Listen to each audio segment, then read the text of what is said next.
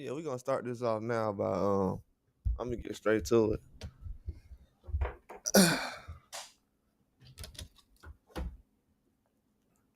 Really gotta get back to my old self, you know what I'm saying? Think I've been kind of I'm still gonna keep doing what I'm doing. I already know what the plan is. Trust me, the message is gonna get across. Whether it's any situation. But I wanna say this though. With the whole Brian Norman situation last year, around this time last year, uh they were talking about him possibly ducking Jerron Ennis. I think that's how we got here, right? They were saying that he was ducking Jerron Ennis last year.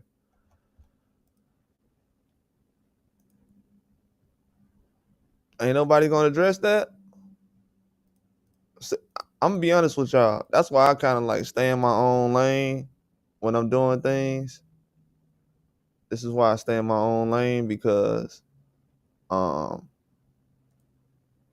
everybody was jumping on Brian Norman Jr. last year like a pack of wolves, and now everybody's silent. They ain't really got nothing to say when it comes to uh who Jerron Ennis is fighting.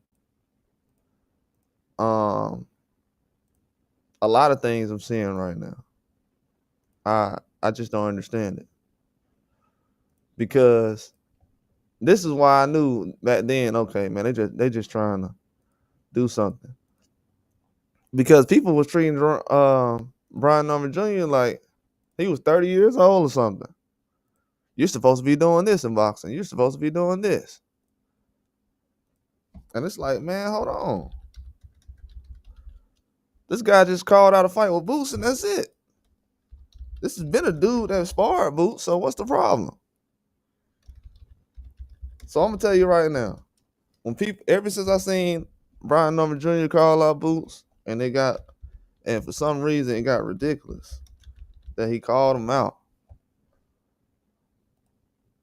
Everything been going bad since then.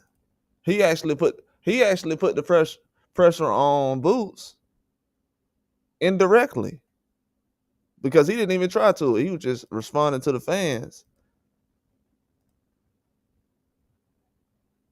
or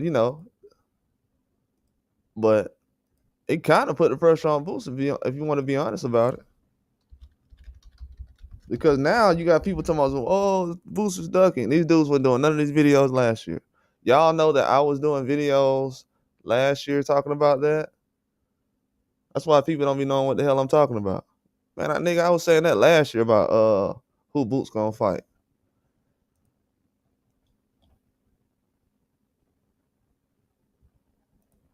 When he was over at PVC, when nobody asking them questions. Bruh, they over here fanning out, bruh. Niggas don't know what's going on. They pointing out enemies, trying to figure out, Brian Norman calling out Boots. Bro, y'all don't sit down, bro. None of y'all are bodyguards. Relax. Ain't nobody finna get in the ring with no Brian Norman Jr. anytime soon. Ain't none of these dudes called him out, talking about they'll fight him. They ain't trying to make nothing happen. None of them. And people like, well, Haney was forced. Man, please. Why everybody else ain't forced? That's why I'm saying, bro. Everybody sitting up here acting like dudes is making big fights. They laughed at Terrence Crawford's resume for years. They brought up Brian Norman Jr. resume last year. Now everybody's resume starting to look the same though. It don't got nothing on there. Nobody. Bro, I'm telling you, I'm seeing a lot of hype, and I ain't seeing nothing going on. It's just a lot of hype. I'm talking about all over boxing. It's a lot of hype going on.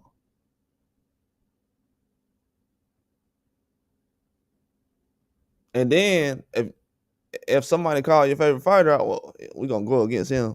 Man, come on, man. You went against they went against the wrong guy in this situation. They went against the wrong guy. Said the man can't box. They still say he can't box. Whatever knockout power these other guys got, they ain't got no knockout power like that. People say, well, he just knocked out a Japanese fighter. These dudes ain't knocking out journeymen like that.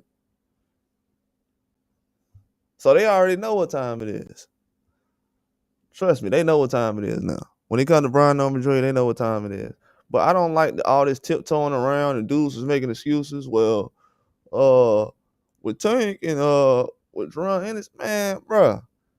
This is why American boxing fans is looking horrible out here. I'm not finna cap for no dude out here like that. In real life or online in boxing. I don't care if this is a sport. If you're a real man, you ain't finna be capping like that. Real men don't do stuff like that. I don't know what these men is on these days. Bro, we stick to the facts. These niggas don't care about no facts at all. That's why bitches be cheating for real. Niggas don't care about no facts. None.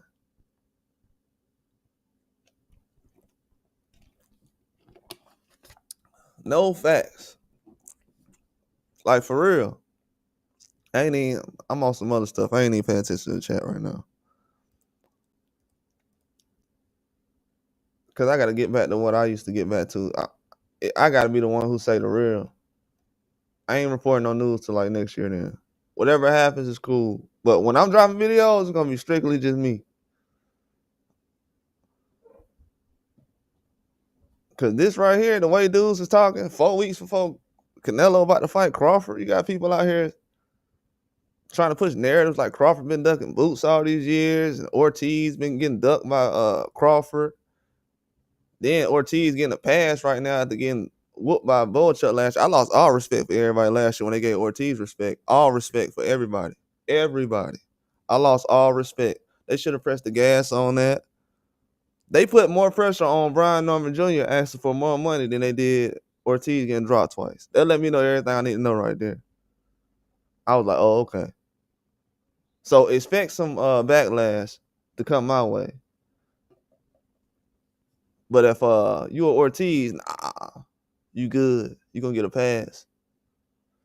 So when I see, and that came from people who support Boots. I didn't see a lot of people out here saying, man, Ortiz look bad, man. He ain't gonna do nothing with Boots. It was more so, oh, Norman trash. You look at the backlash he got, look at the backlash Ortiz got. If Terrence Crawford would have got dropped twice, what backlash you think he would have got? Bro, I don't like that, bro. That's weak to me, especially in boxing. And I'm calling it out. It's weak as hell. I think that's weak as hell. That dudes can sit up here and call out Brian Norman and all this other stuff, and they can call out Haney's and all. That's coward stuff. That's coward stuff. These older boxers ain't doing more than what they doing. That's coward stuff. And it's getting bad out here. Tank chasing around Roach. Then we got people still trying to set up Ortiz and Boots after like 50 years. Like we still building up that fight, bro. What's going on? But everybody put the pressure on Brian Norman. He need to do something. He better have a big fight. He better fight somebody. He better fight somebody. Ain't nobody fighting nobody. They got Turkey pulling up. Turkey like, man, it's only man. Haney ain't turning down no smoke. Didn't Turkey say that recently? Haney ain't turning down no smoke. Now that done went from just a fantasy to it being real. Now everybody quiet. Yeah, I'm pressing the gas on this. Everybody else, they're gonna they just out here to troll people like Brian Norman. That's all they doing. Trolling. Cause they don't want to sit up here and be like, man, I was wrong. You was wrong, bro. You was wrong. The man ain't never done nothing. You was wrong. You was definitely wrong. Only in boxing in these days, you go spar somebody multiple times, then niggas be like, oh, you ducking. Man, get out of here. Then you go pay Stanionis more money? Stanionis? More money? Why does Stanionis get more money than Brian Norman? Who the hell is Stanionis? And what did that Stanionis win do to that that a Brian Norman Jr. win wouldn't have done. Who would have been a bigger win? Stanley, and the nigga only had 15 fights. Man, get out of here, man. Fuck out of here. Stanley only had 15 fights, man. Come on, man. Come on, man. I didn't even like him after that my straight fight, but people didn't even watch that fight. So I was like, come on, man. Come on, man. For real. Santion is better than Stanionis. Santion will beat the brakes off of Stanionis. And I'm not exaggerating. I knew that before the fight, and I know that after the fight. Even after Stanionis got Santion got stopped. After that, I knew he still would have been better. Santion was beating the brakes off a dude before he fought Brian Norman. Man, they better start watching the fights. I thought everybody be watching the fights. I thought they watch all the fights. Man, they be watching main events. Everybody talking about some the Crawford undercard trash. Nigga, y'all just watch main events. Like, y'all ain't watching no undercards, nigga. Y'all ain't watching no undercards. Let's be real. If y'all was watching undercards, you would have seen Brian Norman putting work in all these years. They ain't watching no undercards. They think that Abdullah Mason is knocking out guys like Brian Norman is doing. They ain't watching no undercards. They giving Floyd Schofield more credit than they gave Brian Norman. They ain't watching no fights. And before he had the knockout against Tevin Farmer, they ain't watching no fights.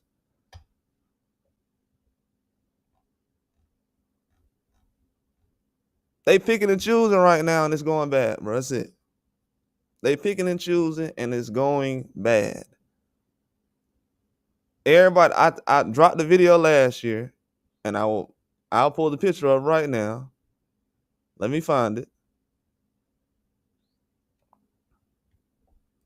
I dropped the video last year after Tim Tszyu got knocked out by Baccarat.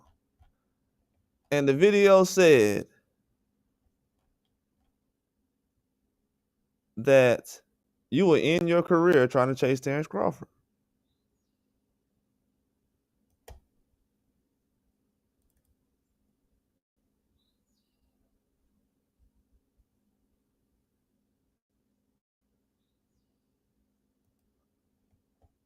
You will end your career trying to fight Terrence Crawford. A lot of people who was chasing him out behind Terrence Crawford, talking bad about him, who he ain't fought. It's looking bad right now. Just gonna be honest with y'all. It's looking very bad. Because I'm gonna be honest with you, these dudes ain't moving like Terrence Crawford is.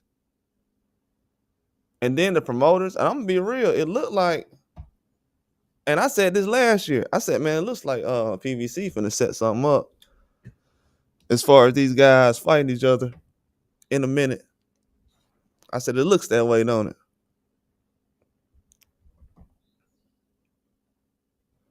Everybody's like, nah, PVC dragging their feet.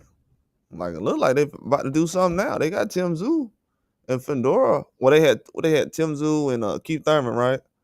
Then it went from, and Boychuk and Fedora was gonna fight that same day.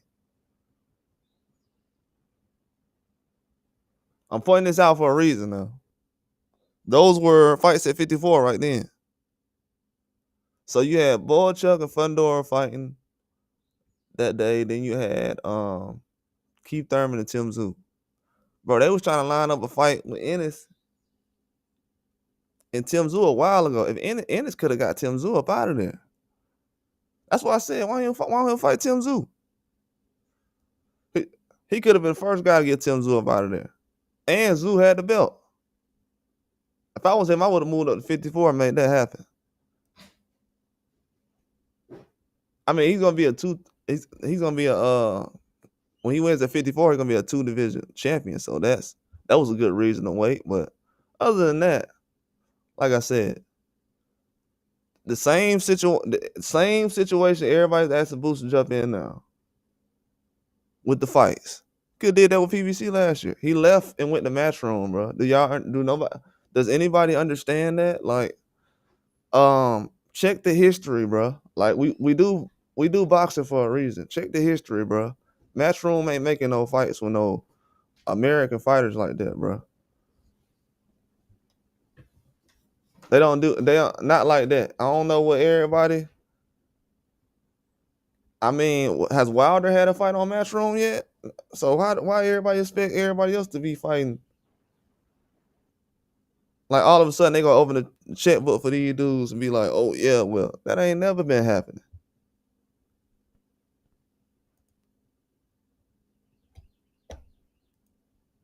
That ain't never happened. They got Teofimo fight over there on the zone. That was about it. Yeah, that's the closest you gonna get, but they ain't. Nah, it ain't never been like that with Matchroom. When bro took them deal with Matchroom last year, I don't understand it. Like a lot of this stuff is weird, bro. To me, it based on who it is. Dudes are getting passed, bro, for real. Because I'm gonna be honest with you, anything Crawford or Brian Norman's been criticized for has been extreme, and it needs to be pointed out immediately. It needs to be pointed out, dog. For real. It's been 10 years already, bro. It needs to be pointed out, bro. Now this stuff starting to leak into Brian Norman's career. It needs to be pointed out, bro. Don't point the finger at yourself. From now on, if you ain't got no good career, you got to point at yourself. That's it. If somebody say, hey, man, bro, if you ain't doing good, that's on you. If I tell somebody, hey, man, I ain't getting what I'm supposed to get, man, that's on you. And when it's in boxing, it's like, well, if it's my favorite fighter, I'm gonna give him a pass.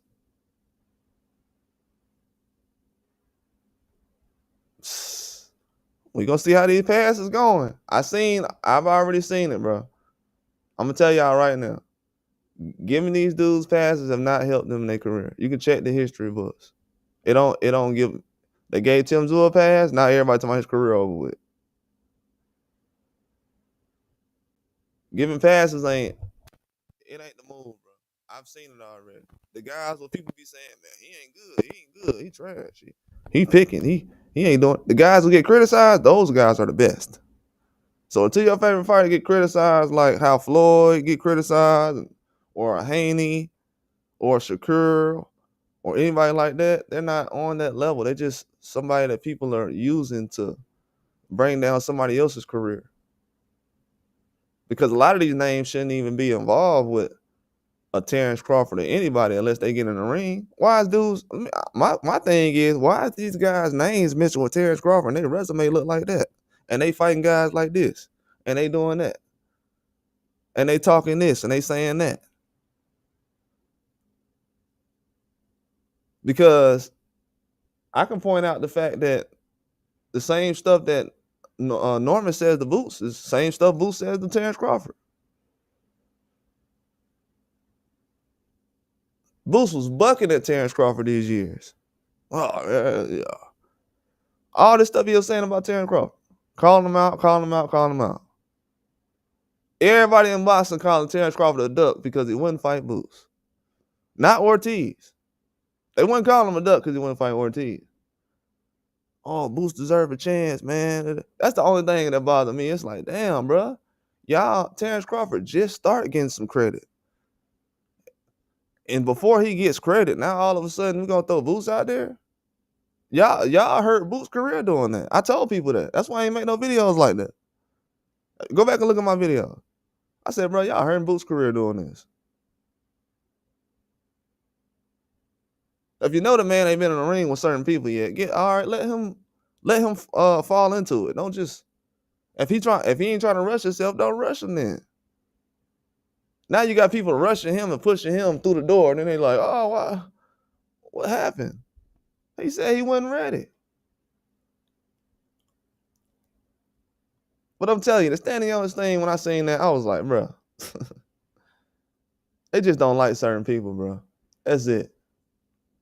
When it comes to people like Brian Norman, these people, they just don't like him, bro. That's it. Which is sad, but it's true. Because he ain't do nothing in the sport of boxing to where they should be looking past him and being like, man, he ain't fought nobody. Man, these dudes ain't fought nobody either. He finna fight Haney. He gonna have somebody his resume. Guaranteed he's gonna have somebody on his resume when it's all said and done.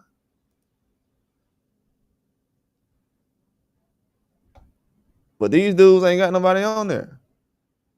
They just don't. Then to say everybody's ducking, man, come on, man. It's 2025, bro. I told y'all, 2025, nobody's ducking. Dudes just ain't trying to fight. Ain't nobody ducking. They just don't want to have fights, man, with certain people. And they got game plans and management and teams. But when it falls on other fighters like a Haney, he has to make the fight. If Devin Haney don't make a big fight, everybody start crying like a hoe. If he don't make a big fight, everybody starts crying when this dude do not make a big fight. If this dude does not make a big fight, what they consider not to be a big fight, everybody starts whining. Everybody. That's why I said don't put Ryan Garcia on his level. Nobody even cares what Ryan Garcia is doing right now. You see how everybody lied? Nobody even cares what Ryan Garcia is doing right now. And they try to put him on the same level as Devin Haney. Stop it. Left hook, nothing. Yeah, they was wrong about that too. How many times you gonna be wrong, strong, and proud?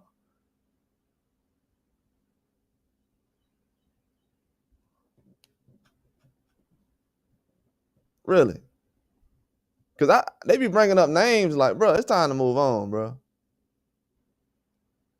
And 135, bro, Tank doing something else, bro. It's time to move on. At 54, Jerron, he ain't in the big fight shit. It's time to move on for right now.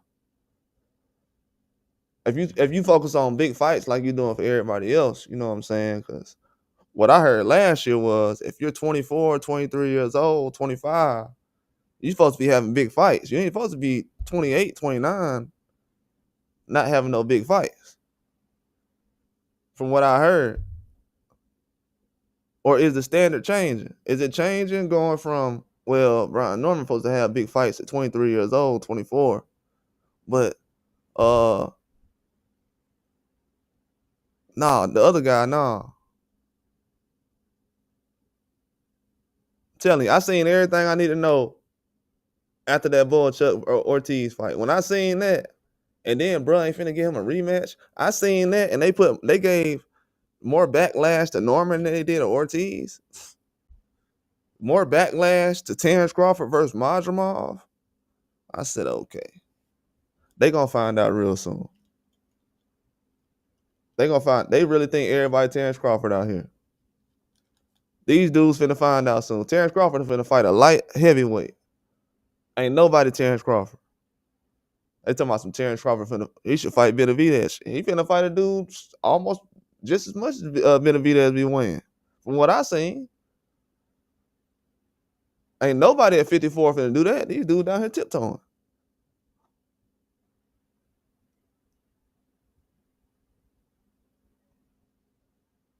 Terrence Crawford, man, if he had a turkey on the sheet when he first came into the game, what? Imagine that. Ain't turned down no fights yet. Oh, yeah. Y'all remember Fedora turned down the opportunity to fight Terrence Crawford last year?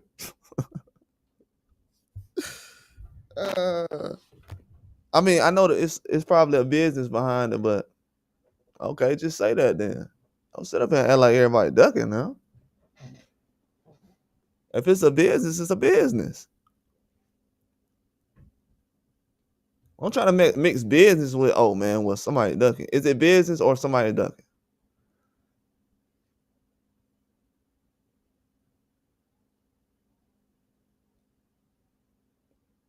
They know they messed up, bro. I'm gonna be honest with y'all. Everybody's putting if Brian Norman Jr. will beat Haney or not. They changing it from is he gonna pick a big fight when he's gonna fight a big fight to oh well he needs to beat Haney or then I got people saying that Haney gonna knock him out.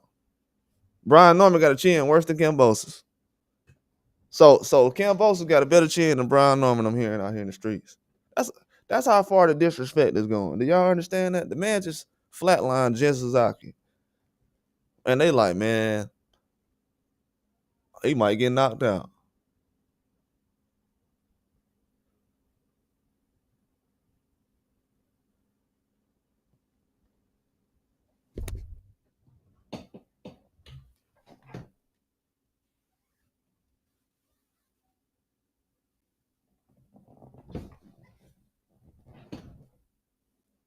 That's how far the hate go, man. I'm telling you.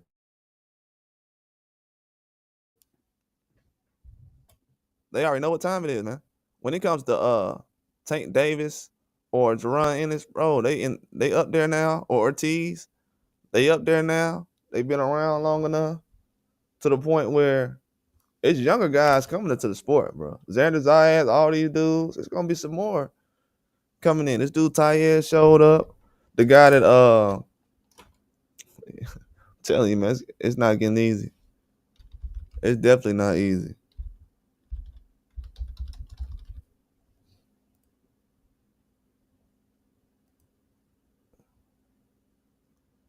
Then, oh yeah, this guy's at 60.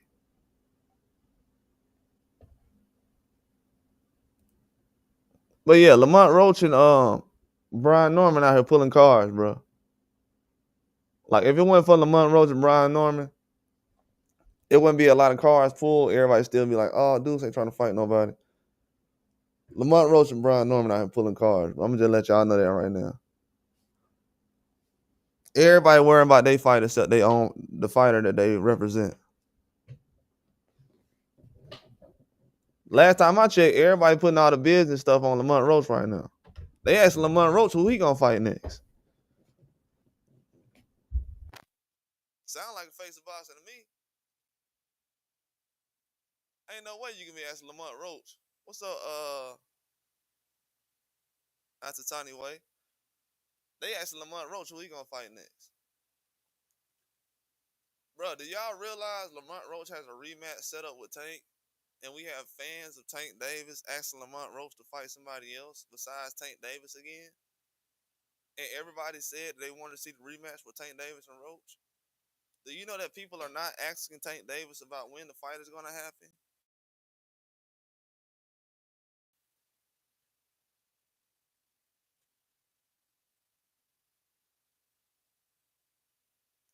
Do you? Another thing too. Well, I say that after that. Well, I say it now because I'm gonna end up dropping it anyway. If niggas listening, they listen. Tank Davis said he wanted to fight 3 times this year, and people gonna say, "Oh, it's because of the court stuff." Damn, that nigga ain't goddamn did no time, prison time. He said he wanted to fight 3 times this year. If he ain't fighting 3 times this year, that's a failure, bro. He said I want to fight 3 times this year to stay active. You know what that means? I'm getting older and I want my body to stay fresh and I don't want to have to try to get in shape. It's harder to get in shape, in and out of shape at an older age, over 30. Anybody that's over 30 would know that. He said it's hard to get in shape. You know, he didn't say that, but you know, it's hard to get in shape. But he said he wanted to fight 3 times a year. What a thing at? Tank fight 3 times.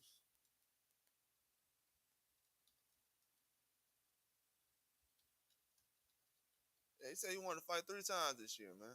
And it ain't gonna happen.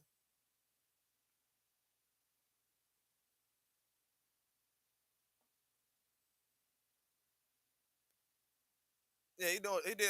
That was like during his open workout, whatever, with Roach. He had said he wanted to fight 3 times this year.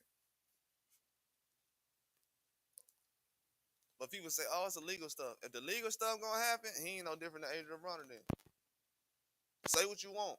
Adrian Broner went up from 135 to 147. If he ain't if he don't sit up here and get his legal stuff together, he's no different than Adrian Broner. People can say what they want. But if he don't get that legal stuff together, he's no different than Adrian Broner, man. I'm just gonna tell you. Adrian Broner went from 135, 47, fought Maidana, fought Sean Porter. He fought people that people wanted to actually see. He didn't fight some homeboy from the crib that he knew, that he people say he was trying to get a payday. They end up giving him a draw. That was a champion. And then people said the dude, he acting like he won. He's supposed to act like he won. He wasn't even supposed to be in the ring with Tank. People said they didn't even want to see the fight. He was supposed to he's supposed to be doing this right now. Sound like people don't want Lamont Roach. They want Lamont Roach to act like he lost. We got Tank Davis fans like, "Hey, Lamont Roach, act like you lost, bro. Why are you happy?" Why you can't act like you lost? Hey, why was Tank Davis happy about the draw? Did y'all see Tank Davis smiling after the draw? Matter of fact, Tank Davis was more upset after the Eastside Cruz fight than he was in the Lamont Roach fight.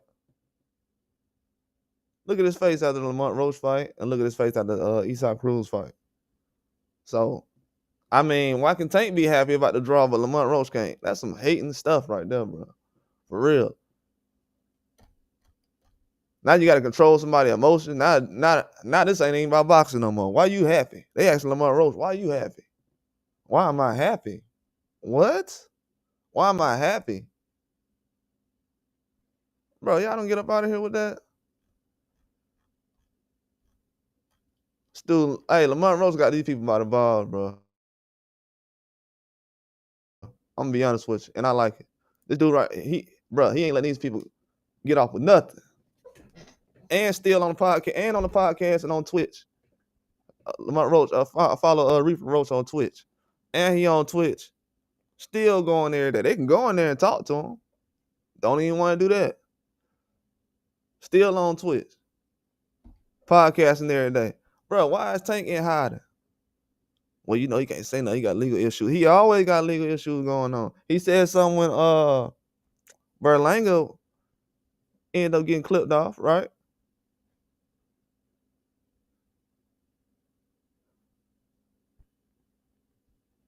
What? I'm gonna be honest with y'all too, bro. All these dudes that was out here with your boy Ryan last year, they taking a lot of L's, boy.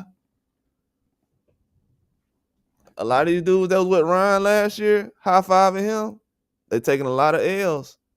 And Ryan like, man, I ain't your friend. And Ryan said Tank Davis lost.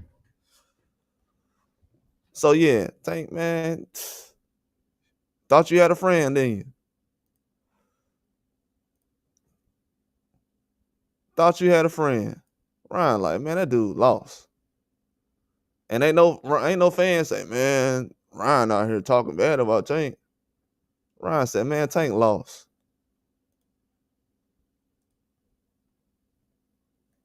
Canelo said Tank lost. And then Canelo said Tank lost. And Ryan Garcia said Tank lost. But you still got Tank fans out here running around talking about the Devin ducking Ryan. Sound like a coward, nigga. Go say something to Ryan Garcia, nigga. Then you got people out here talking about some Canelo, he gonna destroy Terrence Crawford. That's Tank fans. Didn't Canelo just say Tank lost?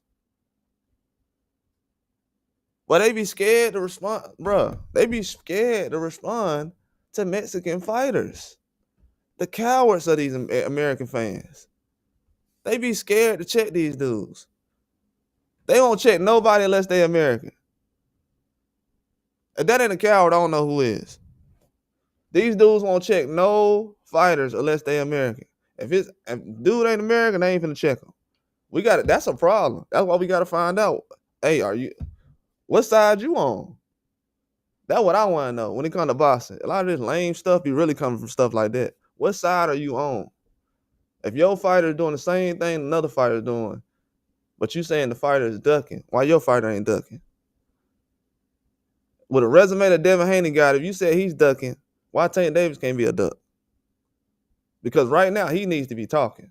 That's why I don't like that trolling and that responding to stuff, people online and all the other stuff. Because it's when it's business time and you got fans that been paying for your pay-per-views and you can't open your little mouth and say nothing, that's disrespectful to the whole fan base. And you got fans out here who co-sign stuff like that. They let dudes charge $100 for a pay-per-view we didn't even ask for. But then won't even get online and say, hey man, when your fight coming? What's going on? See, dudes ain't got no Twitter to inform nobody about nothing. They got Twitter to troll, bro. That's for trolling.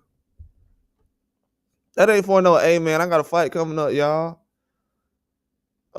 We just got some stuff going on right now. I'm gonna give y'all an update. It's sad. That's what I told y'all when people said, "Oh, Canelo, man, he pick his fights." How Canelo pick his fights when he picking his own fights right now?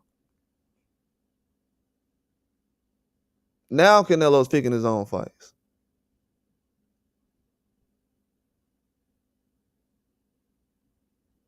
Canelo's fighting somebody everybody told him not to fight. Everybody in the whole world was finna give Canelo a pass for not fighting Terrence Crawford.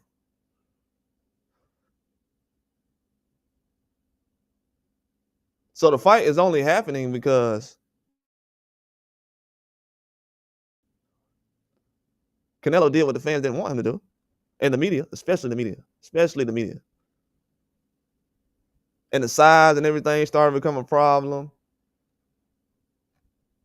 That's why I take those narratives that Canelo fans say, Ryan and everybody else, Tank, anybody. If you pushing the narrative, I'm gonna take it and I'm gonna flip it. So right now, is Stanion is better than Brian Norman? Hell no. Not before the fight and not after the fight. Is that dude Lima better than Norman? Hell no. If Brian Norman was fighting these dudes, will he get credit? Hell no.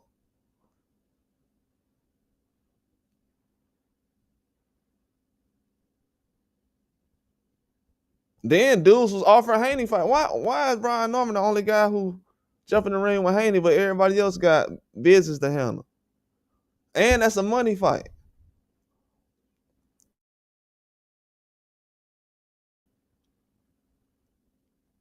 Y'all see who really want the real smoke?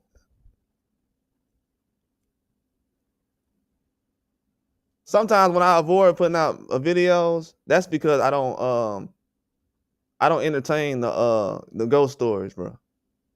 I know people be like, man, why he ain't posting this and this? You know, so and so just did this. Man, who cares, nigga? Is he getting in the ring? Is he getting in the ring?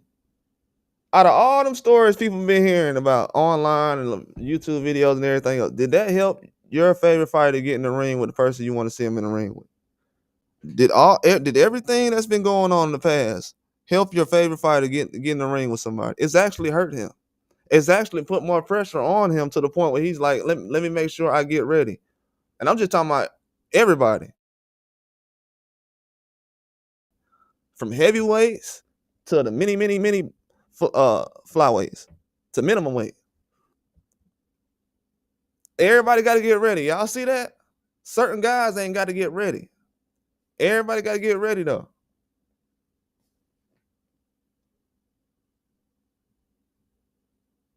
How you gonna call out a Terrence Crawford, but you got to get ready? How you gonna call out a Devin Haney, but you got to get ready?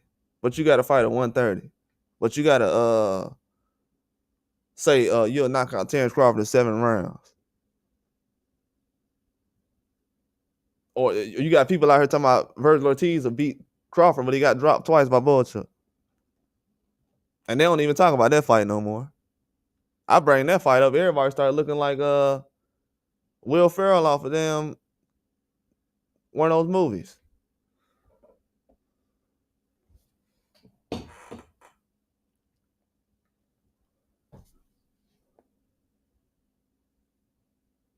But I'm telling y'all, it's starting to catch up, bro. That's why I'm just saying my little piece, and I'm like, man, I'm gonna fall back. About to fall back.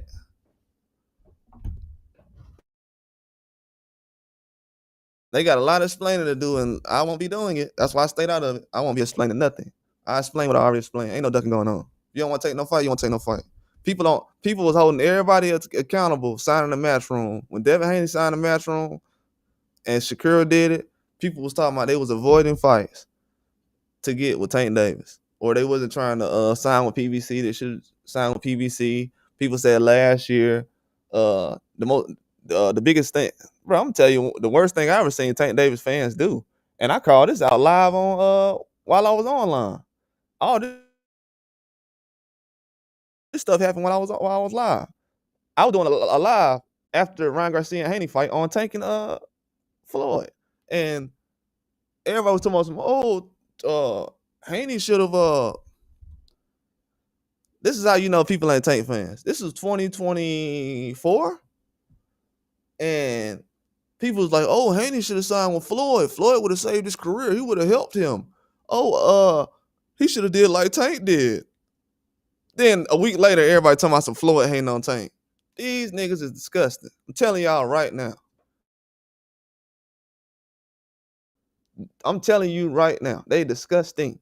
No respect for them as far as boxing knowledge or nothing. Even self-respect. Niggas be lying. Talking about Floyd. Oh, Floyd was right. Bill Haney. He's sitting up here talking about Floyd and Floyd this and Floyd that. I look at Floyd like he's a Greek god. And now all of a sudden when Tank say something to Floyd, oh, Floyd hating on Tank. Everybody hating on Tank, man. Floyd hating on Tank. Tank ain't undisputed. Why he ain't on Tank? Because Tank went 12 rounds with Eastside Cruz? What he ain't on Tank for? Everybody said, man, Floyd is and I'm gonna tell y'all another thing too. Y'all remember when Floyd used to stand there by the ring and used to be talking to Tank during the fight? That sure would have helped the last fight, huh? Sometimes people don't know what you're doing, then they criticize you about it. I used to be like, it looked bad, but I don't know what he doing. I mind my business. I don't really know the connection like that. People like, oh, Floyd just trying to take the spotlight from Tank. He's saying everything for him, and he's standing next to the ring, and he won't give Tank independence, and Floyd won't give Tank a chance to be himself. I'm glad Tank can be himself now. Nigga won't even ask no questions about the fight coming up. Be himself how? He won't even ask the questions about the fight coming up with Roach.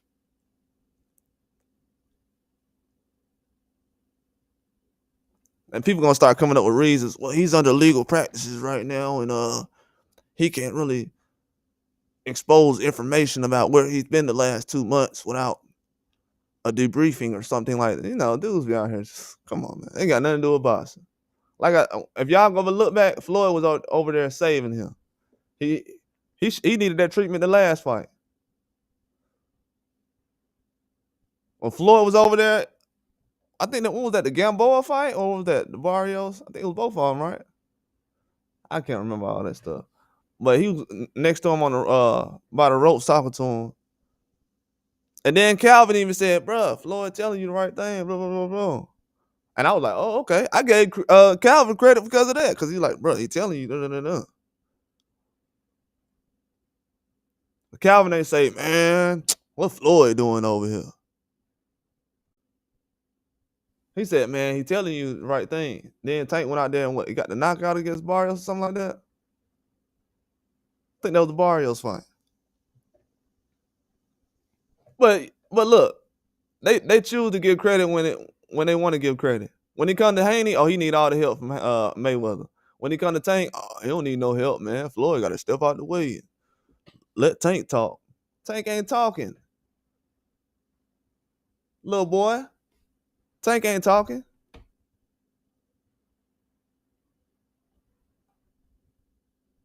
He ain't talking right now at all. I'm sitting here watching everybody talking, man, Roach need to do this and that. Man, what? Roach need to do this and this.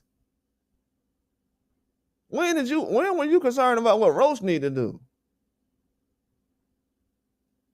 Roach need to get his win from Tank Davis. That's what he needs to do. If Roach would have won the fight like he was supposed to, we wouldn't even be going through all this. We got people still talking about knockdowns and knees. Ain't nobody, bro, I'm gonna be honest with y'all. Ain't nobody begging for no Tank Davis fight right now. The way people was talking before Tank Davis fought Roach, yeah, people probably wanted to fight him more after the Roach fight from what they seen, but ain't nobody trying to jump in the ring. They ain't getting no credit for fighting Tank. No credit. You'll get more credit going 12 rounds with Terrence Crawford or Devin Haney.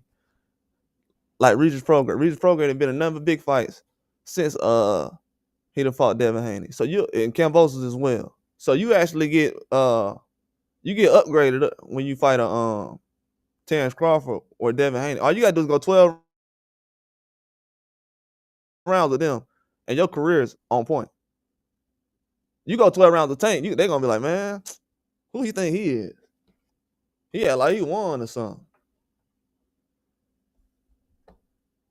Man, that's what we doing now? What? All right, I see the play. I feel bad because they lead my American brothers down a dark path, and they using other American brothers to try to prop them up When really it ain't got to be like that. I ain't seen none of the greats have to use no American boxer to be like, man, I'm prop myself up. That dude, he think he's somebody. When you do that, bro, it look like you compensating for something else.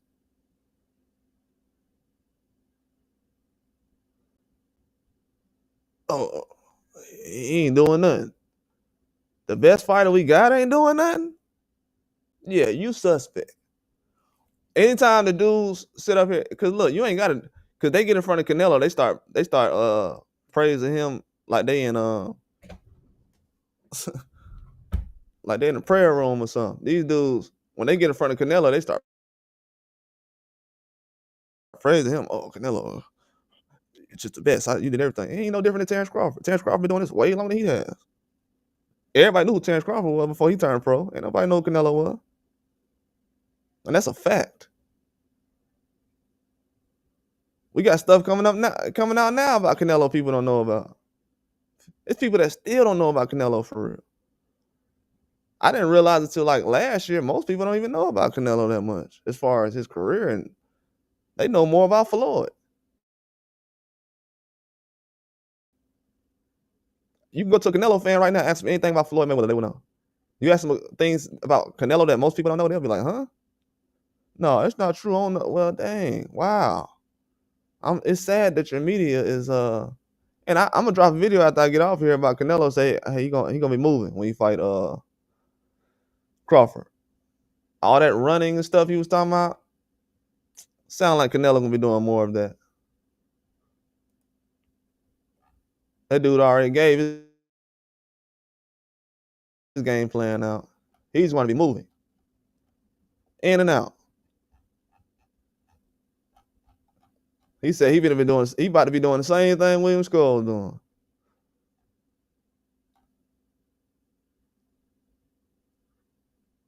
He couldn't even hide it. And he still feel like this was his whole career is based off this one fight. But if you hear the fans talking about it, you're like, oh man, size and everything. You ain't never heard Canelo say, man, Crawford, his skills is not gonna be able to compensate for his size. Boy, you crazy.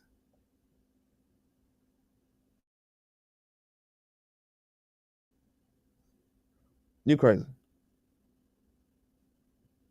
Crazy. If Floyd was knocking dudes out, trust me, Floyd wasn't even knocking guys out like Crawford was. And I was so confident in Floyd's ability that I wasn't even worried. The only fight I was worried about was the Zab fight and Cotto. But other than that, I wasn't tripping over any of his other fights. I wasn't even worried about the Pacquiao fight. But it's always been a problem like that in boxing.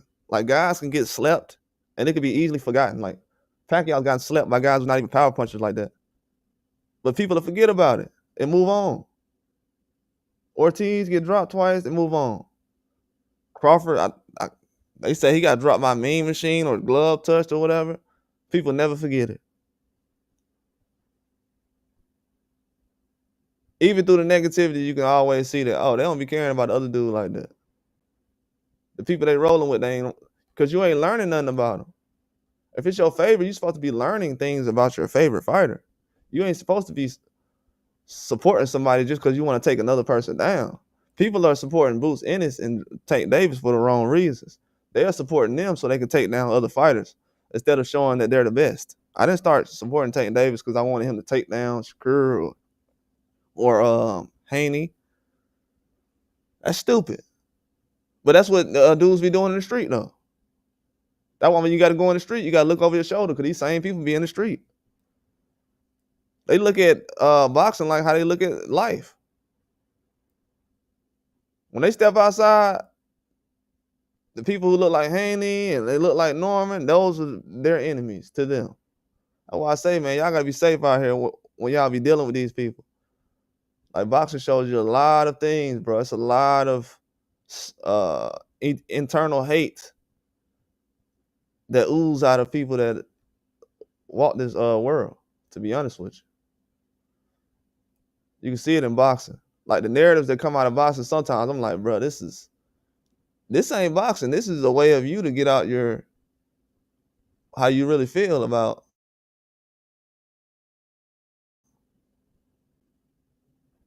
Americans as a whole. It's not just a boxing thing. Even against your own, or supposedly your own.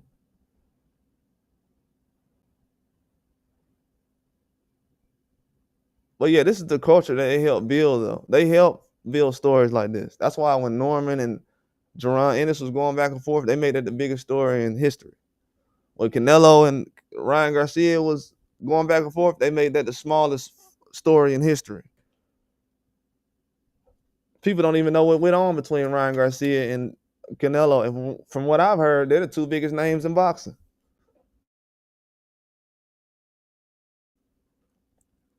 And people don't even know what beef they had going on. So that's not, bro, perception is not reality. It's really not. Especially with this boxing thing. It's a lot of things. Like as a fan, bro, all I can do is I can say, hey, I think this fighter is this, this, and this. From what I've seen, no, but when I seen people trying to pressure me into saying, "Oh, well, Brian Norman's a duck," nah, bro, you ain't finna pressure me. That's why I say I ain't even talking about the Boots Ennis and Norman thing. If you seen last year, I dropped one video. I said Stanionis want a deal. I said that in October. I said Stanionis wants a deal. I dropped the video that day because he was on Boxing Voice. I said Stanionis wants a deal. He wants the same deal as Brian Norman. He does not want to fight in Philly. He wants over $2 million. And what y'all think happened? What deal did Stanionis get? If don't nobody know, go look it up. Like the Norman and Ennis thing, that conversation was over after the Stanionis fight. If anybody brings it up, I'm just gonna say Stanionis. What deal did Stanionis get? So people know he's a threat, bro. Let's just be real, dog. People know he's a threat. People know he's a threat. Everybody knows Sean Porter ain't duck no smoke when he was boxing, right? When Sean Porter was boxing, he ain't duck no smoke. Okay. Brian Norman's from that same mold. And guess what? He punches harder than Sean Porter. And Sean Porter would tell you that. So Sean Porter knows possibly he punches harder than him. And then the dude got the same kind of build and he's a better boxer and everything else. So come on, man. Let's be real. Like, check the history books.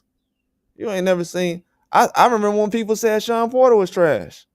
Bruh, Sean Porter was out there fighting Ugas, Thurman, Bronner, all those guys. And then when he got to and he boxed against Ugas. He didn't, like people say, oh, that tackling and stuff. Sean, if you go back and watch Ugas versus Porter, he was actually boxing. He was actually boxing in that fight. None of the stuff that people are actually talking about. So they be trying to put labels on people, but it don't work though. And then if you look at his career, he fought everybody. Fought Spence and Terrence Crawford, Danny Garcia. So really, you got guys out here moving like that, and people like. So I've seen people call Sean Porter a duck just because I'm not a duck, but yeah, they call him a duck. They call Sean Porter a duck after he fought Earl Spence.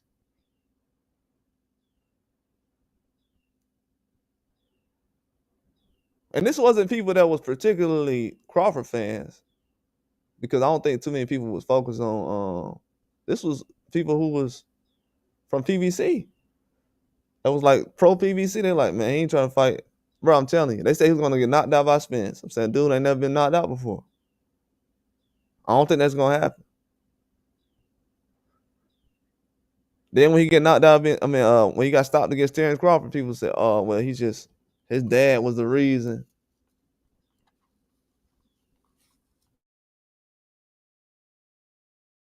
It's always somebody blaming somebody's dad if they lose on it. Y'all notice that? Tyson Fury lose. Oh, it's his dad.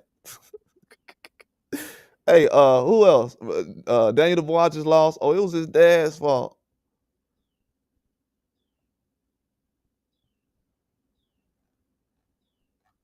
They ain't gonna do that for nobody else though.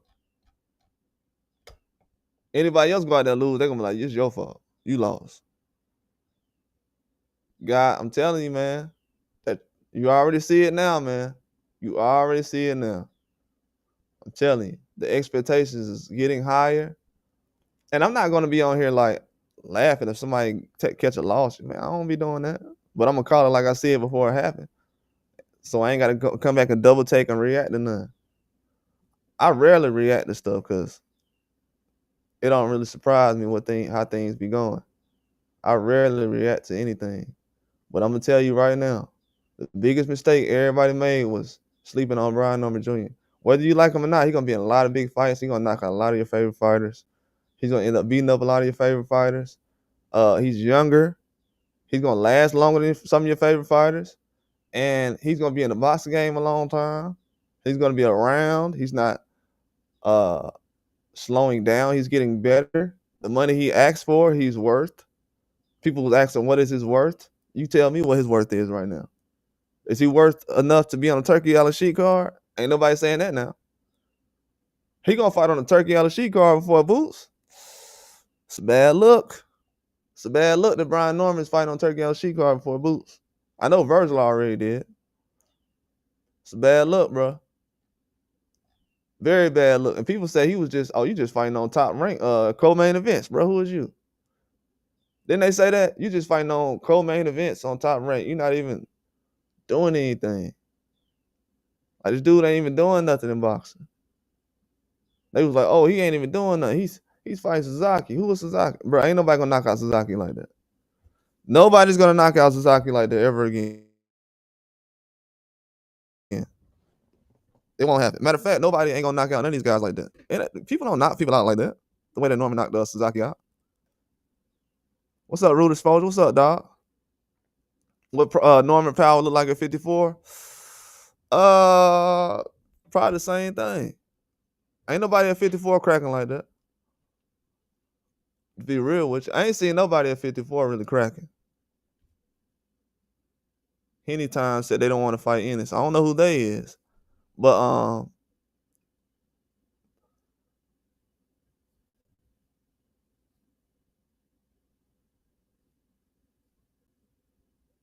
no, I ain't say Turkey don't want Boots. I said that people said Brian Norman was not worth. They were saying like he's not worth the money. Like, bro, what is he worth in the sport of boxing? That's where I'm at with it right now. Oh, I'm just basically what I'm saying, Rude, is everything people were saying last year about Brian Norman, just stand on it. You know what I'm saying? That's just it. I'm standing on what I said about him last year. Just stand on it. That's all I'm saying. They said that everything they said about him was he ain't fought nobody. He sparred Boots. They say he got dropped this sparring. He ain't got no power. They put out a sparring video about him fighting Naira Albright's brother or whatever. Then the dude end up looking like he is now. So everybody that fought him or got in the ring with him, they didn't actually say he could punch like that and that he was getting it done like that. So really, I can't even trust what anybody says about him from now on because they already lied on him. Then they gave Stanionis more money than Brian Norman. They gave Stanionis did not have to fight in Philly, and he got over $2 million. Stanionis made more money than Boots Ennis. And Stanionis only got 15 fights. And he possibly lost his fight. I thought he possibly lost the fight before he fought Boots Ennis.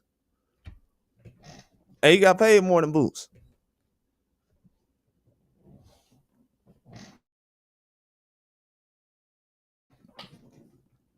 And the dude got a homecoming fight coming up in a month.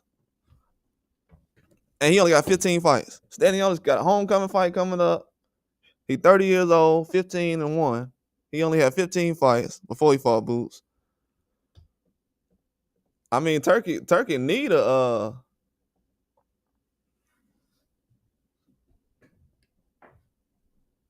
you said Brian Norman seniors wanted Turkey to get involved with Boots because 1 point Stanionis, I don't know. Hold on, let me explain this to you, Rue. I understand what you're saying. Stanionis made over $2 million. Stanionis didn't need Turkey Al-Sheikh. The same Eddie Hearn that Brian Norman was asking to give him $2 million, they gave to Stanionis. They gave Stanionis $2 million. Stanionis is not worth $2 million for nothing. Because he had a belt, okay, Brian Norman had a belt. Stanionis made $2 million. I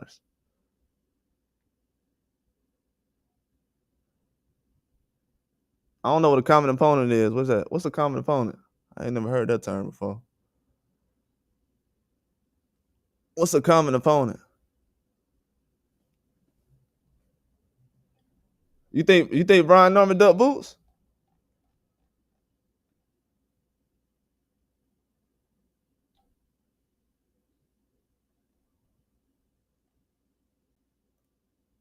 You think Brian Norman ducked boots?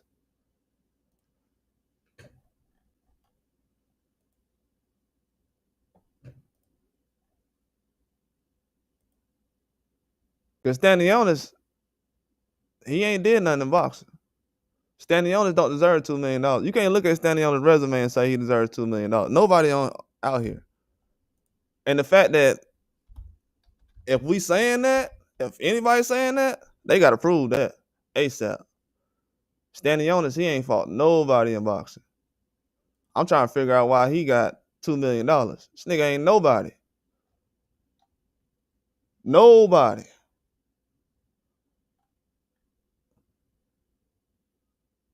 And haven't had a knockout since 2020. Who is it? How did he get $2 million? This dude fought. Then this dude fought a guy that Jerron Ennis knocked down the first round and Virgil Ortiz knocked down the first round. So he went the distance with a guy that Ortiz and Boots knocked down the first round. Stanionis was not a good fighter. I don't know why they he fought that dude Collazo that hit Keith Thurman in the stomach and had a no contest. And then he fought that when everybody was saying Keith Thurman weak to the body, when he was calling out Earl Spence back in the day. And he fought Justin Deloach. He good. Deloach good. Delorme's first round though, man, Delorme was getting put out of that first round. He fought Maestre. Maestre is decent. I think Michael Fox beat him. But man, I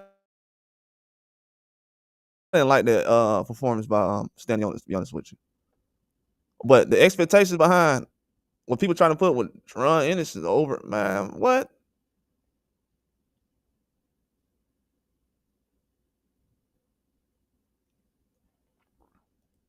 I'm like, no way. That's crazy.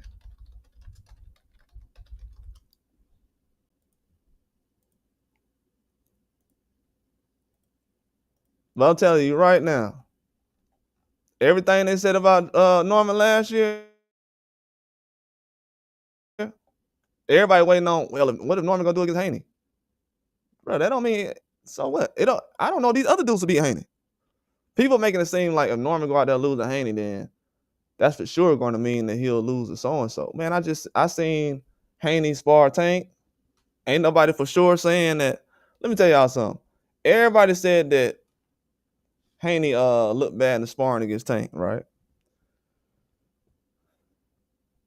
He's fighting the guy who's cracking harder than Tank is right now. So currently, right now, Norman is knocking dudes out harder than Tank, Ennis, anybody. He's putting dudes to sleep. Now these guys are just hurting people and got them stumbling and there. He's putting guys to sleep. It's a different kind of power. So what I'm saying is, you got power like that. Everybody ain't just finna get in the ring with him like that. That's not gonna happen. They're gonna hope that Haney get this belt off of him, but after that, if he beat Haney, ain't nobody gonna fight him. Most people are saying, yeah, I'll get the I heard a couple people saying I'll get the winner of that fight, or they hoping that it's Haney, but they ain't trying to fight him. I'm just keeping it real. Crawford Stanionis fight. Stanionis never fought Crawford. What? You said Crawford fought Stanionis? Nah, Crawford never fought Stanionis. You must be thinking about Mean Machine, that Mean Machine guy. Nah, Crawford ain't fought Stanionis. Stanionis is only 30, and Crawford's only fought like 2 white guys in the last 7 years, I want to say. And that was Mean Machine, and that was also Madrimov. Nah, he never fought Stanionis. Stanionis ain't got no resume like that. Yeah, he never fought Stanionis though. I think you probably think about Mean Machine, probably, because him and Stanionis kind of look alike, or probably Victor Postol or something. But nah, Stanionis, the first big name he fought was Duran Ennis. Nah, he ain't fought nobody.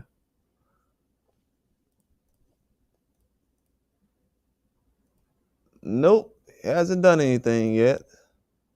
But he has a homecoming fight coming up, and he made $2 million. So what I'm seeing now is, and I seen that last year, I was like, bro, everybody finna get Ortiz a pass. I was like, okay. I said, okay. I said what I said about him as far as the Boachuk fight. I said that last year though. But I was like, everybody giving Ortiz a pass right now, worrying about Norman. I said, watch him rematch this dude Boachuk. They won't even bring up the rematch, man. That's so disappointing in my eyes. This man got dropped twice against Boachuk. And these people won't even bring it up, man.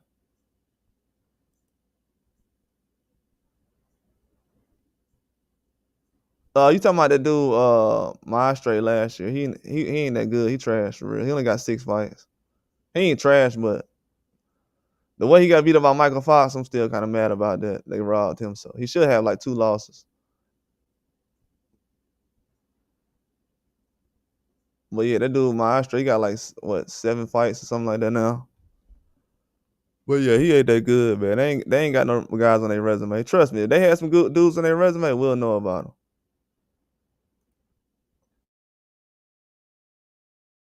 These dudes ain't got no resumes.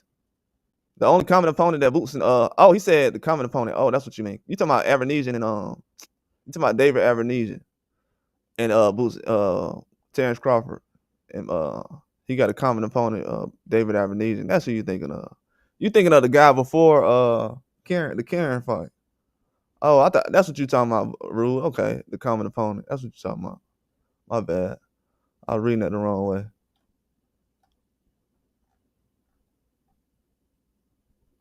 Yeah, that would be a common opponent. But if you look at Terrence Crawford's resume, most of the guys he knocked out, it was their first time being knocked out. Like this dude low key out here ending careers, bro. And people don't know it or not. Like Terrence Crawford low key ending careers. Just go ahead and say it's kind of ending careers. Like Amir Khan don't really want no smoke like that after that fight. Kell Brook ain't out here like that. I mean, Benavidez Jr., he's kind of in action still, not really. Jeff Horn, he's out of there. Ndongo, I haven't heard about him in years. He fought 2024 last year. Yeah, so most of the guys Terrence Crawford fighting, bro, he retiring these guys anyway. So people like, yeah, he ain't got no resume. Or dudes ain't really, they ain't proceeding with their career like they was before they fought him. Let's just say that. They ain't physically active like they was before they stepped in the ring with him. And I think the same thing with Brian Norman. Brian Norman out here, a lot of guys he fighting, you ain't gonna see him in the ring for a while after he fights them. It's a level, you know what I'm saying? Right now we got guys that's ending dudes' careers and dudes ain't looking the same after they get in the ring with them. That's kind of what we at right now with that. Because, people thought that Ryan was gonna have that kind of effect on Haney. It looked like Ryan hurt himself more trying to dunk on somebody than he did actually the guy he was dunking on.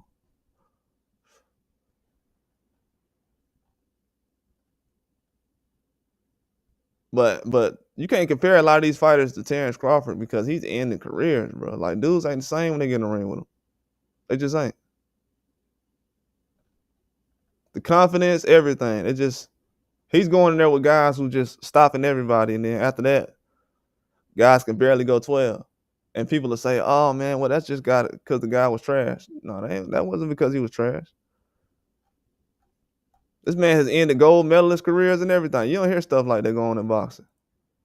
Somebody ending a gold medalist career.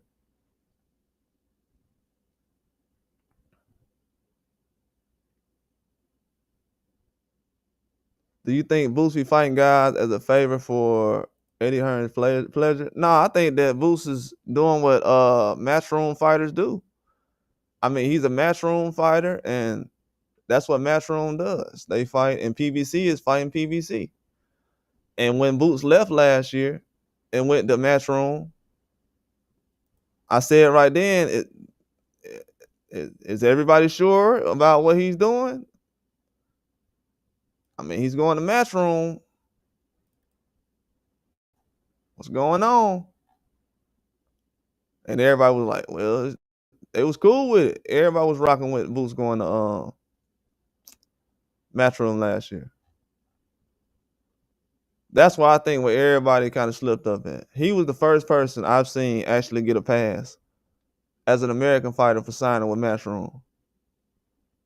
When Devin Haney signed with Matchroom, people was like, big mistake. He ain't trying to make the big fights happen.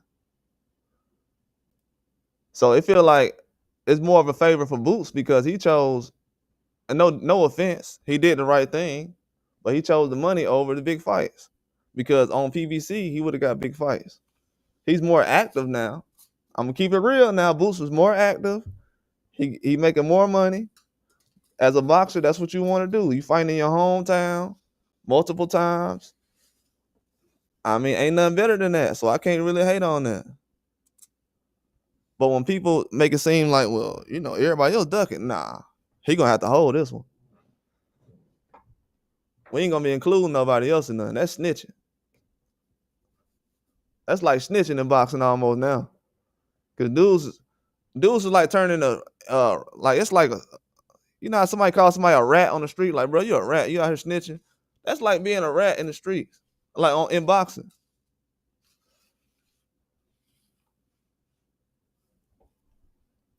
Like, you know why you chose the deal to go do what you do, and now you over here like, man, that so and so ducking. Nah, we ain't doing that. You said Boots was trying to fight Crawford first. You know, I'm gonna tell you what the problem with that, what you just said, Rudis Ford. I'm gonna tell you what the problem is with that. Boots ain't fought nobody yet, bro. That's the problem. Boots ain't fought nobody. The problem we have in boxing these days is fans try to explain why is a million people ducking one person. You know how hard it's going to be to explain why it's 50 people ducking Jerron Ennis? I wouldn't even go down that route if I was any Jerron Ennis fan. It's not going to work for anybody. To explain why Jerron Ennis ain't, well, I've been watching Jerron Ennis 10 years, bro. It ain't no reason why he ain't got to fight with certain people yet. There's no reason why. No reason. The man he's been dealing with PBC and he's been dealing with Matchroom. It's just no way. Man has fought in his hometown more than anybody recently. His name has been attached to all the big fighters. He's the only one who's been matched up with multiple big names. Norman, Virgil Ortiz, Earl Spence. They just put Ramos' name out there recently.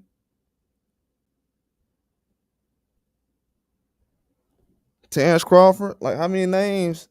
Jerron Ennis' name has been attached with everybody in the sport of boxing. So we can't just sit up here and be like, well, Spence ducking, or Virgil Ortiz ducking, Crawford ducking, Brian Norman ducking. That's not gonna work.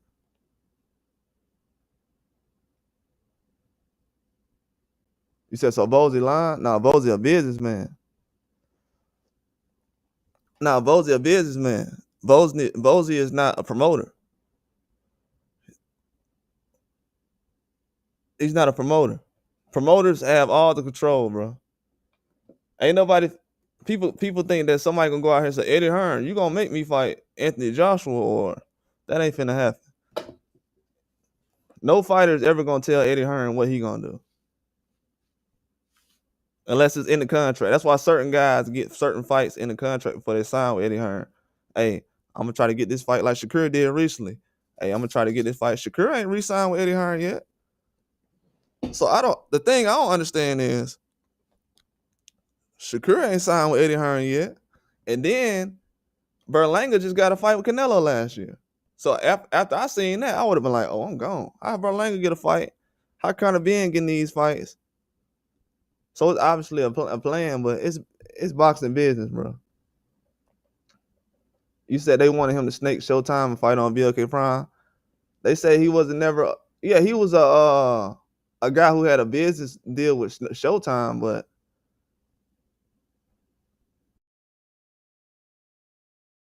bro, you can't sit up here and You said, let me tell you what the problem is. What you just said right here. When you said they want him to snake Showtime fight on BLK Prime. That's like somebody rule is fault. That's like somebody telling you, hey, I'm gonna pay you $5,000 to work at the airport this weekend. We know you work for MARTA during the week, but we're gonna have you work at the airport for $5,000 on the weekend, just this weekend, and then after that you can go back to doing what you're doing as far as MARTA on during the week.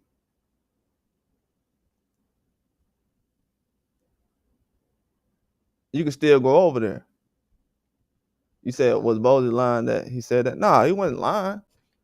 It's just that if you want to take a fight, you're a grown man. You can't have no. If you're a boxer and a grown man, you can't say, man, well, Showtime, I turned down millions of dollars because I wanted to be loyal to Showtime. That ain't.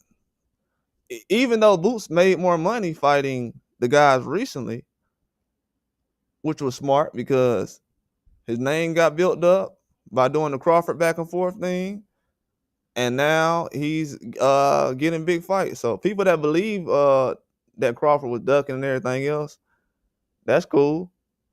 But as far as the Bozy and Boots thing, they signed a Matchroom deal, and that's all I can say. They signed with Matchroom. They was over there with PBC.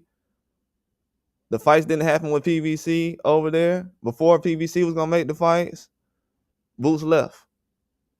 They was trying to set up Boots to fight Tim Tszyu and Mario Barrios last year. PBC was. They were going to have Boots fight Mario Barrios and Tim Tszyu. They were setting that up last year. That's why when Boots went into Matchroom, that's why you heard everybody start talking about Mario Barrios versus Pacquiao. And that started being talked about in like June last year. Boots was never in the picture until he get in the picture.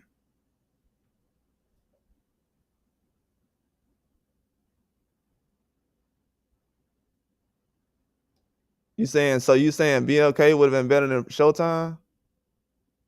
If somebody's paying you more money, who cares what network is better? I don't understand what you're saying by that. So you telling me that you telling me right now, if you telling me right now, you would turn down millions of dollars to stay loyal to Showtime and for just a couple of months? Well, not a couple of months. It would have been 14 months. So you would have turned down millions of dollars to fight Terrence Crawford to stay with Showtime, who then Showtime closed down in December. Now, Boots, the fight, Terrence Crawford fought around December of I don't know what year it was, 2021, whatever it was, 2022. He fought around December around that time. A year later, Showtime is closed. So you stayed loyal to a company that closed down 12 months later. Then you circle back. PBC is getting on Amazon. Your manager dies. You go to Matchroom, get more money with Matchroom. They're not guaranteeing you opponents. They didn't guarantee any opponents for Boots. Shakur Stevenson had a deal after Boots did a deal. He said, I want to guarantee that you can get me the Tank Davis fight. If you can't get me to Tank Davis fight, get me out of this deal. Eddie Hearn was over there. Now, Eddie Hearn has Madrimov and Jaron Ennis signed to him. Jaron Ennis not one time tried to get a fight with Madrimov for a belt or tried to get in line with Terrence Crawford. Jaron Ennis could have fought Madrimov on a Riyadh season card because Madrimov was fighting on Riyadh. He could have fought him and then fought Terrence Crawford. Everybody was lining themselves up for Terrence Crawford. Virgil Ortiz lined himself up for Crawford. When the fight had fell through between him and Fundora was trying to fight Terrence Crawford. Then they said him and Spence was going to fight. Yeah. You said they wanted to get boots on the unproven network. I don't think you understand how boxing works, bro. The Zone is an unproven network, bro. The Zone is an unproven network. Nobody cares about networks, bro. They fighting on YouTube right now on ProBox, bro. They doing $1 million fights on ProBox TV on YouTube. They doing $1 million fights with Jake Paul on Netflix. There's no such thing as an unproven network. If somebody's paying you money, these guys fight for money. When networks start coming up and promoters, that's when stuff like that. That's the problem, right? That's why bro out here looking crazy right now. Because Showtime ain't no unproven network. It's a how do I say this? Showtime failed. It's a failed network. Showtime had all this talent right now. They had Tim Tszyu and Boots, and Showtime had all this. They had Boo Boo Andre. They gave all that talent right to Turkey on the sheet. So Showtime is a failed network. Showtime had Earl Spence and all these guys over there. They didn't want to do business with Terrence Crawford. Terrence Crawford had to beg to get a fight. Earl Spence had to go out of his way to make the Showtime fight happen. Showtime ain't had no big fights on their network. I'm gonna be real with you. The big fights that Showtime had on their network, it included Deontay Wilder, and it included Canelo Alvarez and Floyd Mayweather. Everybody else, and Earl Spence. Everybody else, Adrian Bronner as well. Everybody else, nah.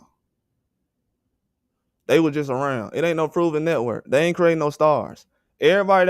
Most guys was already a star before the Showtime situation, or they didn't need to be a star. Showtime created no stars on their network. Let me tell you something. This is how you know network stuff is overrated, bro. Tell me one star that Showtime created. Because most of them guys that got created by Showtime, that was off of Mayweather's name. Tank Davis, Mayweather. Earl Spence, sparring story with Mayweather. Mayweather created those guys over there. Showtime is just a network. They ain't really doing that.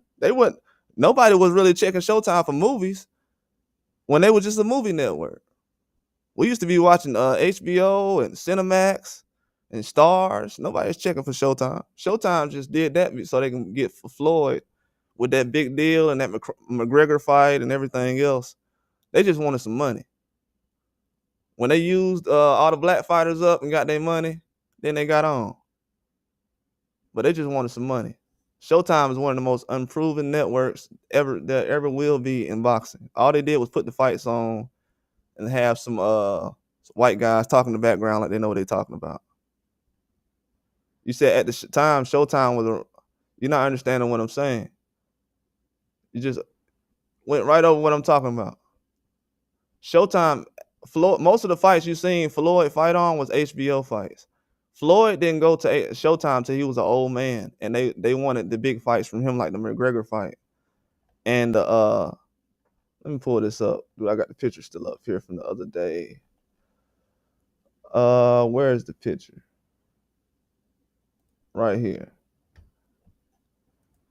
You see this picture right here, dog? Up here, let me see.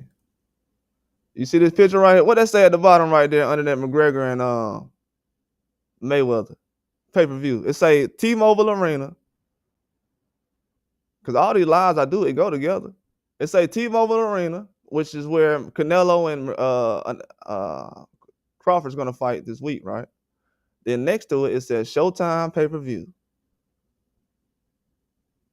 If you go look at all the fights that Showtime did with Floyd, Floyd was already a made man. Already. I think Canelo was a made man already.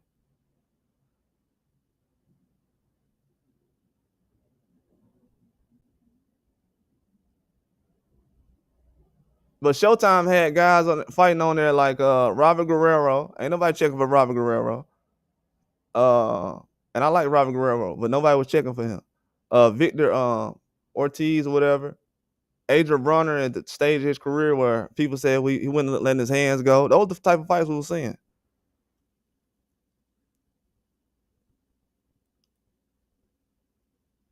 You said what you would tell your son to turn down $2 million to fight for 300,000 on Showtime because it's Showtime? That's sad, bro. So you'll tell your son to turn down that money to fight on. I don't understand that.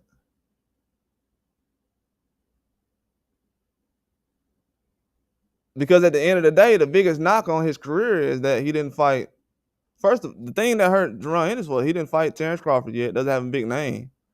So that would have already been out of the way. People would have already forgot about that fight already. Nobody's thinking about Canelo. I don't understand that. Because Showtime is a bigger network.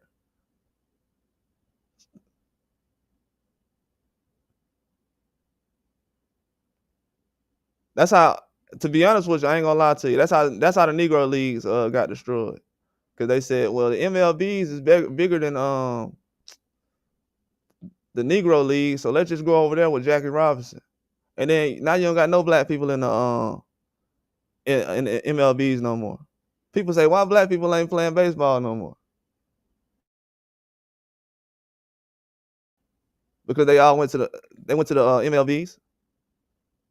They went to Showtime. Showtime didn't help Sean Porter's career as far as elevating him to a level. Because every time I seen Sean Porter name, Sean Porter wasn't talked about good till he retired. He was on Showtime fighting everybody, right? Keith Thurman. Keith Thurman was already big on HBO before he got to Showtime. A lot of guys was already on HBO. These people came from HBO, bro. Most of these guys already came from HBO days. I'm telling you, Showtime was they didn't elevate boxing, bro. They gave boxing right to Turkey on the sheet. They dragged the Crawford fight on for 3 or 4 years. I wouldn't want my son to be over there on Showtime calling out Earl Spence. Because Jerron Ennis called out Earl Spence before he even got in the ring with if y'all go back to the fight with Custio Clayton versus Jerron Ennis, this was like 3 or 4 years ago during the pandemic. He said, I want the big fish, Earl Spence. Earl Spence was his mandatory before he started calling out Terrence Crawford.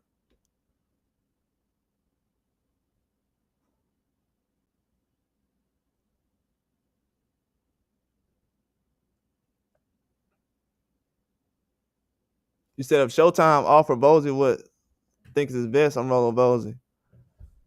That's cool, but that's not helping Jerron Ennis right now as far as him rolling with Bozy as far as what? Because I like Bozy too, but what make Bozy different from Bomac with Terrence Crawford? What make Bozy different from Bomac? Let me just throw Bomac out there. Because when Bomac did the same thing with Terrence Crawford, everybody said, oh, what is he doing? So how does Bozy got more clout than Brian McIntyre? Bozy's not a businessman. As far as with like Eddie Hearn is. Bozy can't go out there and tell Eddie Hearn what to do. Most of these fights that's being offered is not fights that Bozy had written down. Bozy ain't say, I want to fight Stanionis, Lima, and then let me get Karen for a mandatory, Abernesian. Those fights ain't do nothing for you, though. He's getting paid. Jerron Ennis is getting paid right now. Let's just all agree Jerron Ennis is in a position where he's getting paid. The Showtime stuff, that's a non-conversation. Ain't nobody really Showtime ain't really build no stars like that. They couldn't build David Benavidez into a star. They couldn't even do it.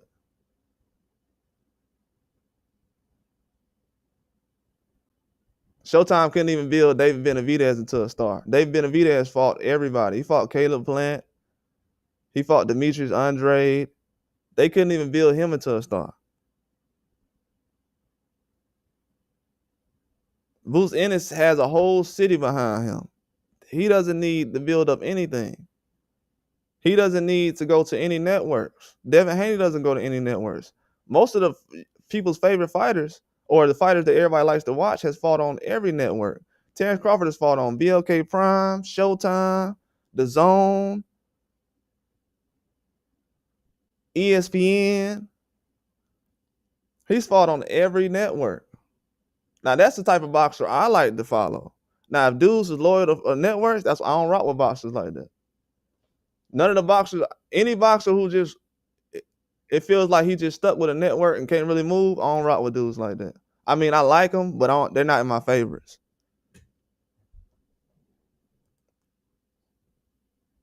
That's why when Brian Norman can sit up there and be like, hey, I'll cross the street to fight Boots, people thought that was a small thing, but Boots can't do that, though. He can't just cross the street and be like, hey, I'm finna go over here and deal with this person.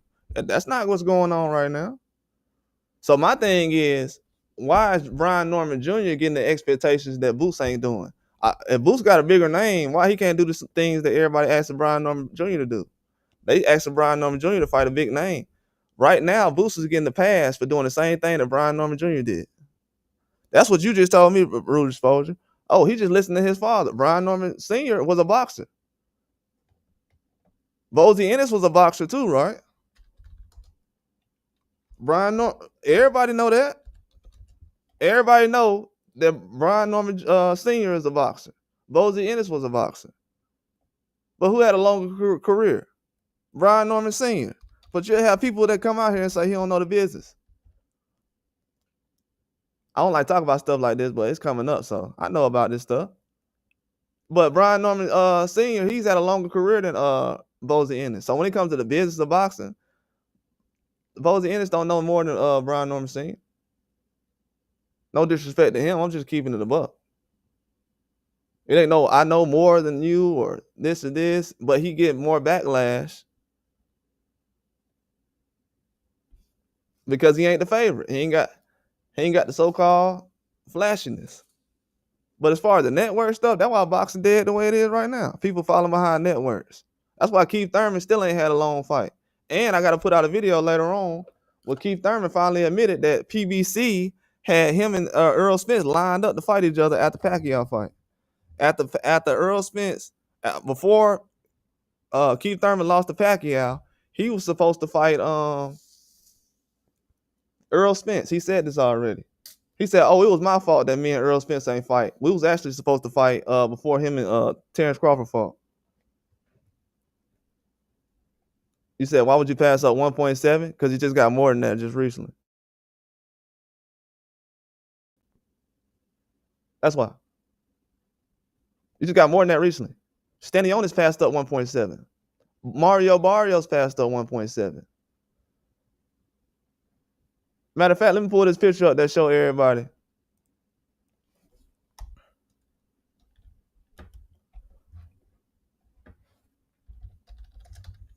I'm telling you, boy. People be getting excuses that Devin Haney will never get, and his resume look good as hell. Let me look up this Stanionis thing real quick. I'm gonna go ahead and pull this man purse up so we can.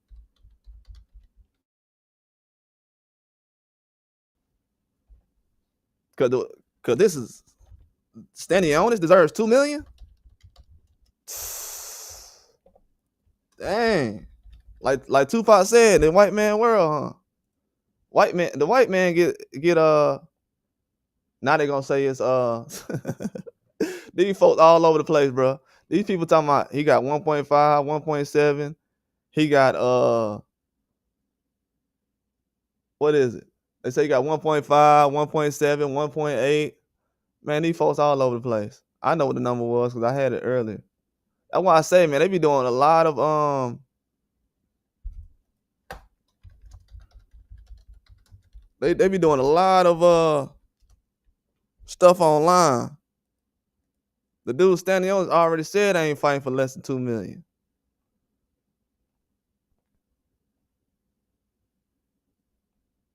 Dang, what a purse at. I can't even find it now. That's why you do the videos when you have a chance. Oh, that's the wrong one. They doing for him a Virgil Ortiz. This nigga right here lying. Look, let me tell you how these websites be lying. This website right here said Jerron Ennis likely tops. Look, they say Jerron Ennis likely tops 3 million again. He likely tops 3 million again. Go ask that man if he made 3 million his last fight, bro. Why y'all out here lying? Then they say he could potentially earn up to 2.5 million from his fight with Stan. Where is the numbers for standing on this though? I just want to know what standing on his purse is. That's it. Man, do y'all know Karen got 700,000? A dude he already beat got 700,000. They talking about Standing Jones took around 1.7. Bro, Standing Jones made. That's why I say the internet, bro. The Google gonna destroy boxing, bro. Google got no facts on boxing up there. Google got no facts. It's already a known fact that Jerron Ennis took a pay cut to fight Standing Jones. He even said it out of his own mouth. Google is the worst when it comes to boxing information in my life. They put out so much propaganda. These fake all y'all gotta do is look at these purses. Just type in man standing on the purses. All these websites put out propaganda. They got out fake numbers. If I was a boxer, I would actually sue about that. But you can't because these guys be putting likely and around. So they do estimations, but you $1 million off. How you gonna do an estimation, but you missing $1 million? So you put down 1.5, but you missing an extra $1 million. Come on, man. What? They got so much propaganda on there. He said Phil Jackson played a short career, but not good enough. Greatest coach. Yeah, but Phil Jackson had Michael Jordan's son. He had Michael Jordan, and Michael Jordan's dad put Michael Jordan in a position to be one of the best, just like LaMelo Ball's dad put him in a position to be the best. Before Phil Jackson came around, Michael Jordan was already Michael Jordan. Before Phil Jackson came around, Kobe was already Kobe. Phil Jackson was just got gifts from God. That's what it was. Phil Jackson is just a chosen one to a lot of these people. But you could put anybody out there with Shaq and Kobe, they would have got a championship. Everybody know that. Kobe was getting 35, 40. Shaq getting 35, 40. You only need about 90-something points to win a game back then. Yeah, and wasn't nobody finna beat them. The Phil Jackson, I think Phil Jackson overrated anyway. Scottie Pippen left Chicago Bulls and went straight to the finals the next year. Or the Western Conference Finals against Kobe and Phil Jackson. I think the coaches it depends on who it is. But Michael Jordan was getting 40 with the Wizards. It wasn't really. The coaches ain't really it don't mean that much. Especially when you get to a certain age, like, bro, you on your own at this point. And I'm gonna tell you why boxing is in UFC, they don't bring up that kind of stuff. Like, hey, the trainer is the reason why. They don't. I'm telling y'all, dog. At UFC, you'll never hear about nobody bringing up a trainer being the reason why a dude lost. I promise you. I've never heard that before in my life. He said, Senior already said he wanted Turkey to get involved. The senior admits he wasn't confident in his son fighting in Philly, but after Boots fights and move up, I used to stay out of pockets. But you say you used to stay out of pocket? Bro, I'm telling you right now, why are you not saying that Boots Ennis, you're not staying out of pockets because you're not addressing the fact that Boots Ennis said that Stanionis made more than him.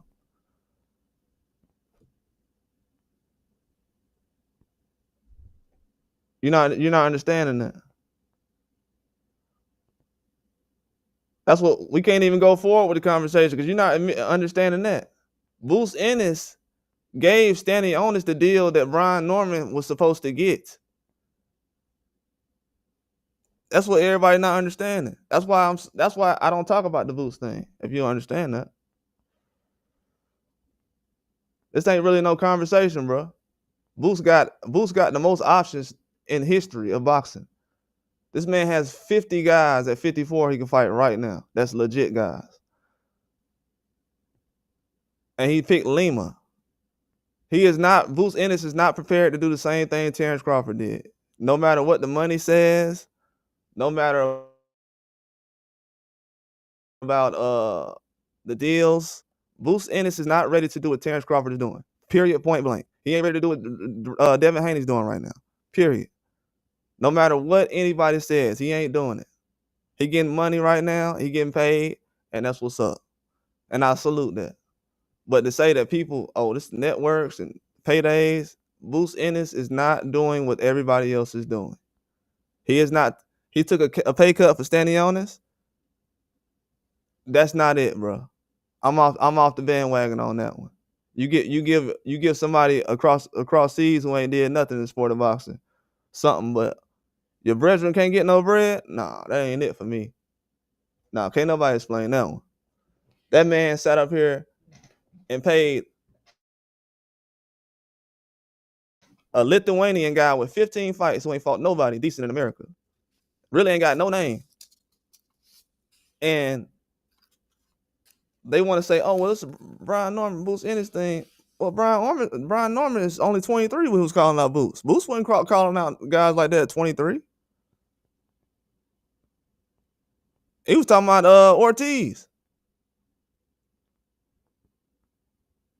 And him and Ortiz still talking about fighting each other.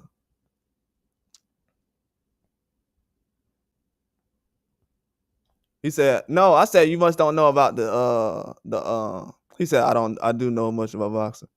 Bro, if I tell you that Stanley Onis just made 2.2, I mean, I think it was like 2.2 or something.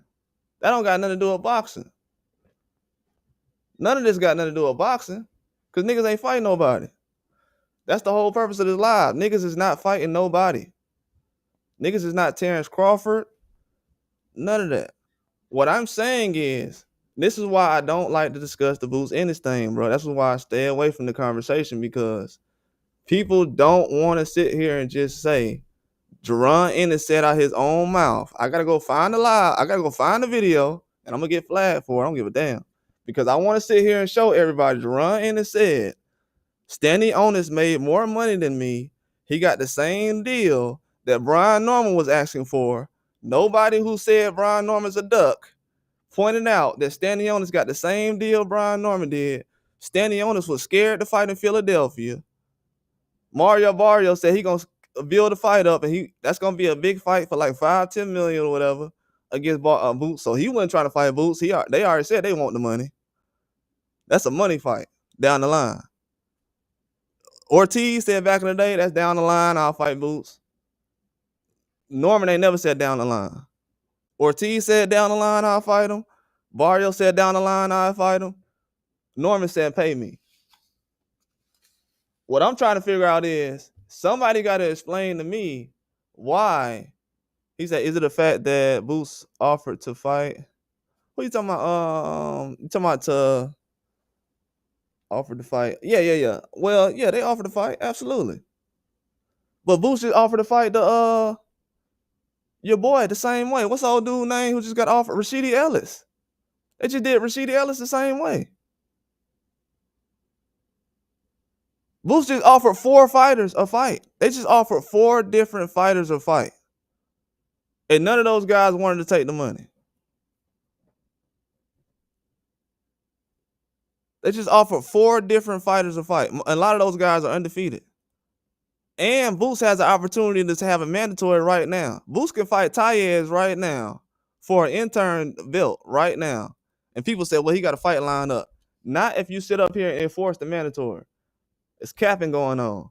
He could have enforced the mandatory and canceled all that.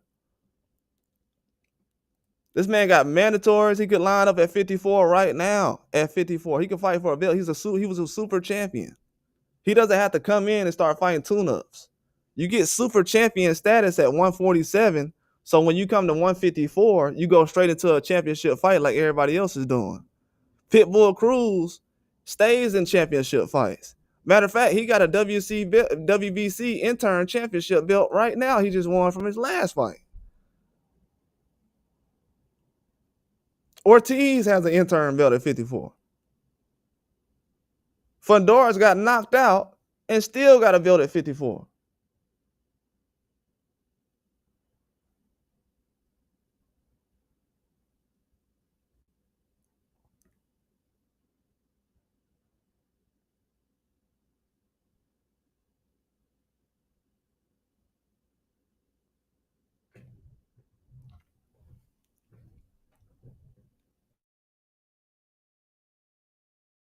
Yeah, people don't understand that though, man. I'm telling you, as far as the boots, they gonna try to point the finger at Brian Norman.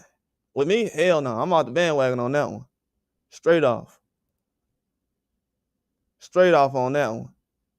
But yeah, I definitely got to find the video because I guess people don't know that, huh? I did a live about it, but I guess we got to point out the fact that Ennis gave Stanionis more money than he gave. Something about me, I don't rock with that. I don't rock with that. I don't care what nobody say. I don't rock with that. If somebody hate me that much, bro, just don't fight me. Don't give somebody the same thing I asked for, and then act like you doing me a favor or you try to give me a fight. You ain't trying to offer no fight. Look how many fighters Ennis just offered to fight. So all of them ducking. Then Stanionis turned down the deal too. That's what everybody don't understand, bro. Stanionis turned down the deal before Brian Norman turned down the deal. Then they circled back and gave that man a deal. They trying to rewrite history out here. I'm telling you, if Brian Norman if he would have knocked out Jen Suzuki, he would have went 12 rounds, they would have said he's a bum right now. You got to change history out here on your own, bro.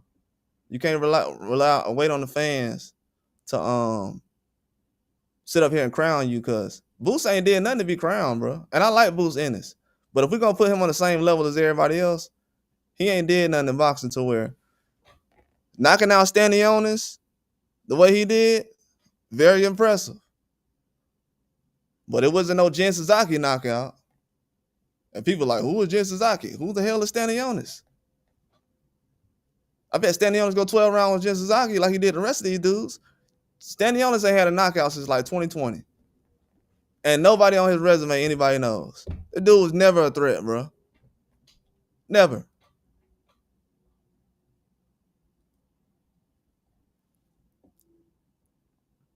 But Boots did offer to fight though. Rude is right, but you can't sit up here in a negotiation. Oh, well, you don't take this, bro. That's it. What? If I don't take this, you don't even know what I got lined up. And the crazy part about it is last year, after the during the Boots and Norman situation, and to be honest with y'all too, Norman the first person to chase down Boots for smoke. Nobody else did. Before Norman did that, nobody else was chasing down Boots for smoke. Let's point that out first. Nobody in boxing was chasing down Boots Ennis for a fight before Brian Norman Jr. Shout out to Rude Exposure. Everybody subscribe to Rude Exposure. He had a good live last night, man. I had caught it late, but everybody subscribe to Rude Exposure. Dog be putting out some good information, bro.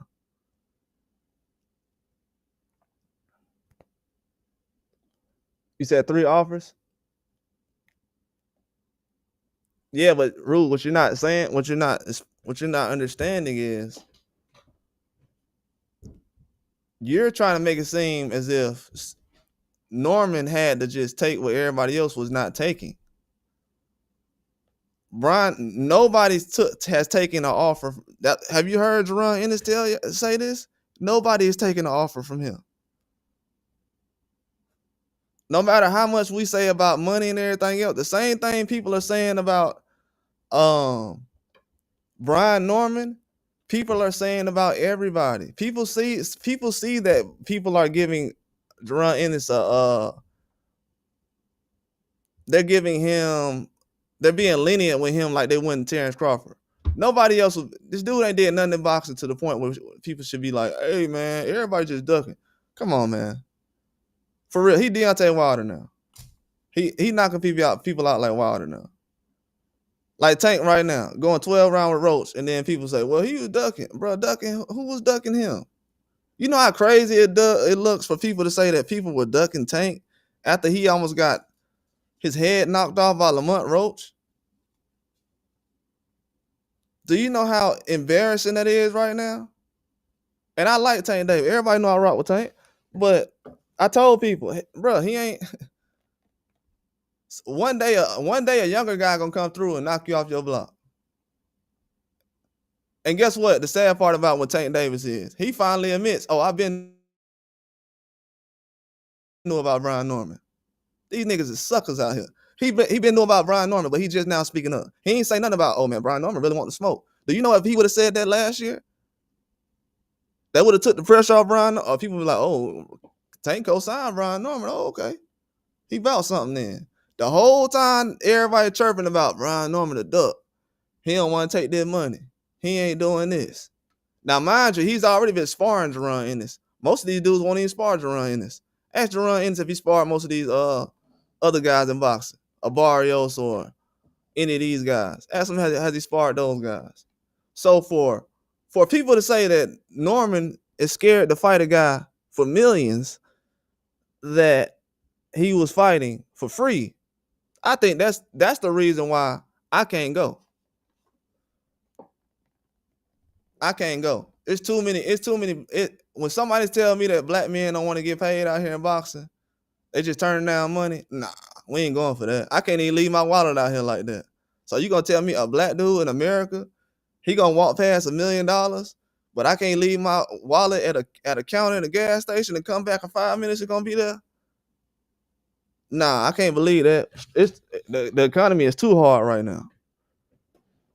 Ain't nobody just walking away from no deals like, hey man, Eddie Hearn's the one who walked away from the table. Just like he do everybody else. He walked away from Joshua versus if Deontay Wilder can't make a fight with Anthony Joshua through Eddie Hearn, Brian Norman has no chance. No chance. Eddie Hearn ain't making fights like that. I think because Boots is around Eddie Hearn, I think people is giving Eddie Hearn more credit than he deserves. Eddie Hearn ain't making no big fights. What big fights Eddie Hearn making? Devin Haney said, I want you to put together Ryan Garcia. I want you to put together Regis program. Then Eddie Hearn like, I'm busy. I got to go make David Avenesian versus Jerron Ennis. I'm busy. I got to go make Joe Cordina versus Shakur Stevenson. I got to go make Josh Padley versus Shakur. I'm busy. Eddie Hearn ain't putting together no big fights, bro. I don't want everybody to get it twisted because Jerron Ennis is around Eddie Hearn. This is why him being right next to Eddie Hearn, it hurts him so much. I give Jerron Ennis a pass because I know he over there getting paid, bro. That's it. He over there getting paid like everybody else getting paid. So I ain't tripping, but and you know Norman called him out, and it is what it is. You know Boots gonna be with it, but Boots got a plan already, man. It is what it is. He had a plan, just like when Rude don't understand, but I shout out to my dog Rude. But Rude said earlier, Bozy Ennis had already said we had a handshake agreement. That means Boots was out here calling out dudes, and he knew that he could not go across the street to make no fights. Boots wasn't even a PBC fighter. He was just signed to he had a deal with the network through Steven Espinoza. He wasn't an Al Heyman fighter. He was more so dealing with Espinoza through the whole situation.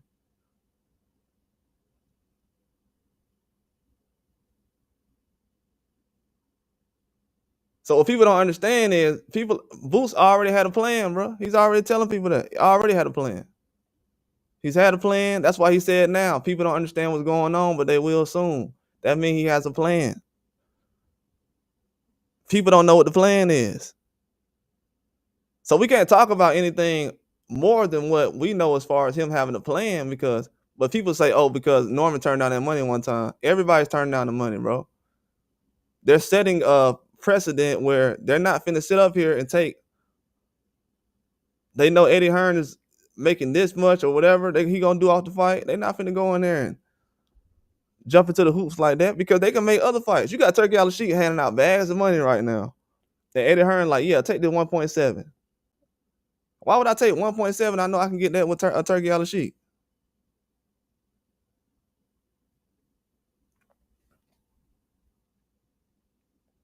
You said, bro, you just said earlier. Let me go ahead and pull it up.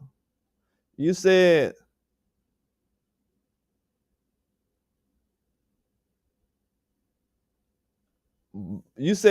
Bozy had a handshake agreement.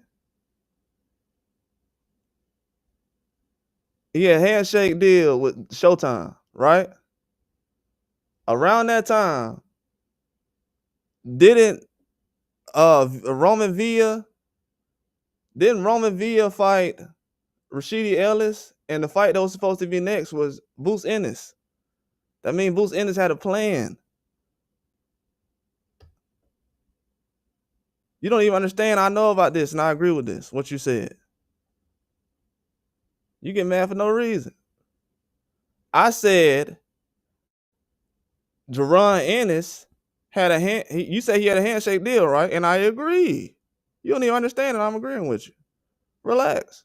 What I'm saying is he had already a plan. The dude was finna fight Villa. He had Villa set up. They had Villa to set up him. Then he was gonna fight Rashidi Ellis next.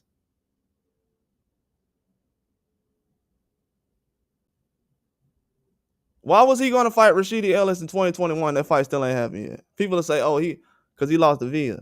Why was they planning to set up a fight with Rashidi Ellis? Why did you just put him in the ring with Boots?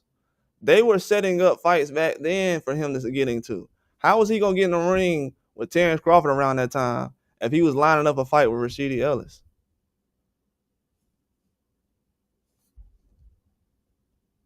You can't get in the ring with Terrence Crawford if you're lining up a fight with Rashidi Ellis.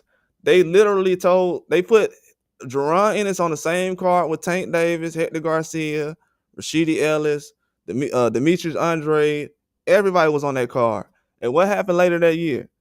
Hector Garcia fought Lamont Roach, which turned into Lamont Roach versus Tank Davis. And then Demetrius Andrade ended up fighting David Benavidez. And so they already had plans, and the plans fell into place. Jerron Ennis has always had a plan that was already planned. No matter what a Brian Norman or anybody says, Brian Norman could have came in and said, I'm finna fight you next. They had a plan in place for him to fight Rashidi Ellis next. He didn't fight Rashidi Ellis. He fought the winner of Roman Villa versus Rashidi Ellis. This was, I want to say, a month after everybody said, why is Terrence Crawford fighting David Avenesian and not Jerron Ennis? He could have fought Jerron Ennis if he was going to fight anybody else. Yeah, shout out to my dog too, man. And I got love. You already know I rock with you, dog. But you saying everything right, though. And I agree with Rude, bro. Bozy be on point with what he's saying. But Bozy also knows I'm not finna let everybody else get paid. And we sitting around here, everybody want us to headline every fight. But then they want us to take pay cuts and not get paid, and we ain't doing hometown fights. And everybody else doing hometown fights. We sat on Showtime over there in PBC. We waited on the Earl Spence situation. We waited on the Terrence Crawford situation. We tried to get to Keith Thurman. He said we was too young. So what?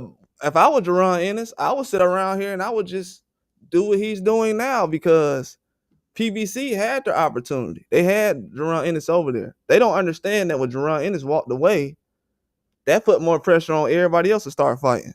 That's why they putting pressure on Jerron Ennis now. They didn't do it when he was over there at PBC because guess what? That would have put pressure on everybody to get in the ring with him. That's why they tied Jerron Ennis' name to Terrence Crawford. Let's tie Jerron Ennis' name to Terrence Crawford, so we ain't got to put no pressure on these dudes at PBC to fight Jerron Ennis. The only name I have been saying all these years Jerron Ennis needs to fight is Earl Spence, because Earl Spence was right there, and Earl Spence wanted all the smoke. But people didn't take advantage of that, though. They put him in the ring with Ugas and did the undisputed thing. But I got to put a video out later on where Keith Thurman said him and Earl Spence was supposed to fight after him and Manny Pacquiao fought, but Keith Thurman lost. So Keith Thurman, it was his fault that the Earl Spence and Keith Thurman fight never happened. It wasn't that. I was like, he said it, hey, Rue, what fight was Keith Thurman at recently? Was it the Barrios fight? I think he said it during the Barrios fight. He came out in an interview. If y'all look it up, I think they was walking to the garage in the arena. They was asking him. He was like, yeah, I was supposed to fight Earl Spence, but I ended up losing to Pacquiao. That was my fault. I said, what? And I forgot about that. That was a couple of weeks ago he said that. I said, what? This dude was supposed to fight Earl Spence. So Ugas was never even supposed to be in the picture. So Ugas was really plan C or something like that. Because then they had Pacquiao versus Spence, and Spence had the eye thing that happened. And then it went from that to, and I'm going to be honest with you too. Well, I ain't going to say that because that's going to be too much, giving out information on Spence.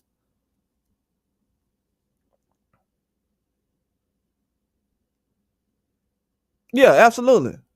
Yeah, I always said that, Rube. Yeah, absolutely. I always said that. Now, as far as the Norman thing, I think that was out of Boots' hand, so I ain't really speaking directly toward Boots as far as him. But I understand what Boots is doing. I don't think everybody else understands what Boots is doing. That's my whole point. I don't think everybody else understands that Boots has not been making the money that he deserves, but his name has been gaining traction in the boxing world. Ryan Garcia just made $20 million so he can go take a punch and get dropped by Rolly. So when guys is watching that, they like, hold on, Boots' name is being pushed with the big fights in boxing. And we at a position right now where Boots Ennis can change a lot of things that's going. This is going to be way deeper than what people realize. Boots Ennis right now is changing the precedent. If you a black fighter coming in with a big name and you young, he changing right now. Hey, I'm calling the shots from the beginning, and this is what I'm doing. I want this kind of money. Boom, boom, boom. You're not finna put me in a position like a Adrian Broner when I'm gonna jump 2 weight classes and then I'm gonna be at a disadvantage and everything else. I mean, everybody's been getting paid. When Ryan Garcia get paid $20 million, people understand why he get it. Well, he got the value and everything else. He got the followers. And dudes is looking at that. They're like, nah, I'm finna get paid too. Ennis ain't been making no millions these last couple of years, but his name has been ringing like it has been. So he's putting himself in position to where now my name, I'm gonna make money off my name more than everybody else is making money off my name. Everybody else is making money off my name, but now I'm gonna make money off my name. Yeah. That's all I was saying, Rue. Yeah, I knew we were talking about the same thing. That's what I was saying. But as far as the VLK Prime thing, I think Jerron Ennis fighting on VLK Prime would have put pressure on everybody, though. The reason why I say it is because Devin Haney almost fought on VLK Prime recently when they was trying to see what was going on. When people said, "Oh, they ain't gonna fight," they tried to block those guys out recently. Yeah, that A side stuff. They tried to block. They was blocking Boots out a lot of situations because it was like, okay, you got Tim Tszyu fighting all these guys in PBC. You remember because they had Tim Tszyu fighting Tony Harrison. He fought Ocampo. He fought Brian Mendoza. That's when I said, hey, Boots, you got to fight this dude. This dude here, he's all over the place. So when I seen that, Boots, when his manager died that January, he was like, I'm finna dip. He dipped out. And I think that fight between, they were going to try to line up a fight between him and Tim Tszyu. Then, and I think he was like, nah, I'm staying at 47. He was thinking about 54 then. Like, nah, I'm staying at 47. And he went to Matchroom, and that's when he fought Avernizian that summer. I think I'm talking about last year, but I got years mixed up. But Jerron Ennis has always been in a position where he's trying to fight the best. But you're in a position now where you can make the money. That's why Turkey Al Sheik is valuable, because Turkey Al Sheik would have got Jerron Ennis at 23, 24, 25, 26. Jerron Ennis ain't turning down no situations. But when he has options, he has options. It is what it is. He has options. That's just like me right now saying, hey, man, Tank, man, he can fight. I know Tank, Shakur ain't finna say no to Tank. I know Haney wouldn't have said no to Tank, but Tank ain't take the fight. Versus Ortiz, hey, man, why you ain't rematching Boachuk? Same situation. These dudes putting themselves in the best position.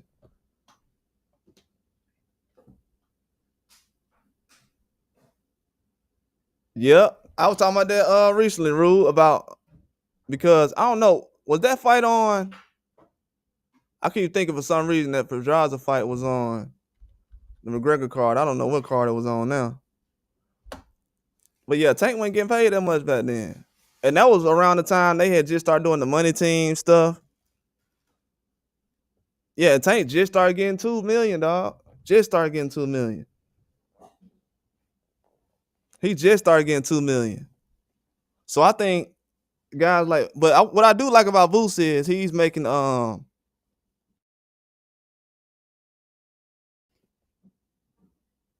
on Matchroom respect fighters over here across the water.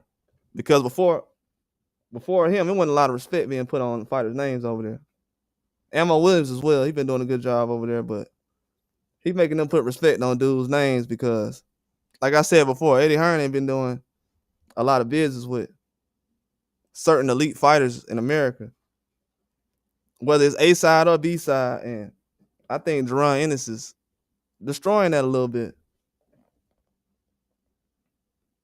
And I like the fact that he actually helped Brian Norman name get built up last year though. So sometimes you need a little bit of that friction in boxing. But people what I don't like though, when it comes to the money, they know when Canelo. I found out recently, they know when Canelo's or certain fighters are in position, and they're like, well, he deserves a payday because this and this and this. They can break it down, but they don't even realize that without Ennis at 47 or Norman, Ennis and Norman back and forth actually helped build up the 47 division. And then right now, Ennis' name being at 54, he has more attention on him than anybody at 54. That psychologically lets you know that most of these guys, they don't even think they are factored to run Ennis at 54. They know Bakaram and all these guys is up there, but they're not putting pressure on these other guys at 54 to fight nobody. Still got people doing in-house fights. That's still going on.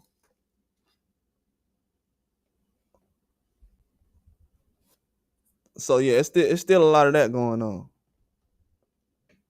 That's why the guys who's going across and making the fights happen, they got to get their credit.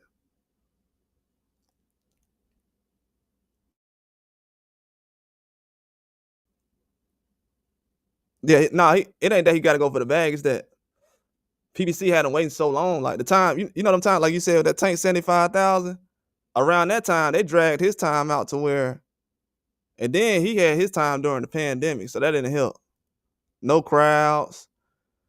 Certain places you couldn't really fight at. He couldn't even do a homecoming fight if he wanted to. They tried to build him up around that time. It was just taking too long. They were dragging their feet with the network stuff, and they tried to make all these big fights in 1 month with Fulton and Terrence Crawford and Jamel Charlo with Canelo. Once they started mushing all that together, I was like, it ain't gonna work, man. They making too many of these fights at the same time. That's how you know they really was out of pocket the way they handled that situation. Because if it was me, I would have put Jerron Ennis in the ring with Ugas. I would have did something like that. But they kind of leapfrogged him and said, okay, let's put Jerron Ennis in the ring with Thurman. I mean, let's put Mario Barrios in the ring with Thurman, but not Jerron Ennis. Why would they put Mario Barrios in the ring with Keith Thurman, but not Jerron Ennis? Jerron Ennis had to leave that situation. That's when I seen that then. I'm like, he gotta leave. There's no way he's sitting right here and you got Tim Zoo in more action. Then you got Barrios coming to 47, get more fights. Nah, it's time to dip. It's time to roll. So yeah, you got to get your bag, bro. At the same time, when you see, and I can't be mad at that. People will say, "What? What are you talking about, bro? Ryan just made $20 million. I can't tell no boxer out here. Hey man, see what Turkey L. She talking about? He just gave Ryan $20 million, and Ryan got paid more than that before that. I think he got 40 for the Haney fight, allegedly. I think it was around 40. He said he made more fighting Haney than he did fighting Tank. So if you're Jerron Ennis, you're like, hold on, nah, I can't be fighting guys for no crumbs. And I know I'm better than Ryan Garcia. And Ryan Garcia's at 47. How did he make 20 million? That's what people don't understand. How did Ryan Garcia make $20 million after cheating at 47? But Jerron Ennis can't get 20 million. Oh, that's because he ain't fighting nobody. So you gotta get stopped by Tank to get $20 million?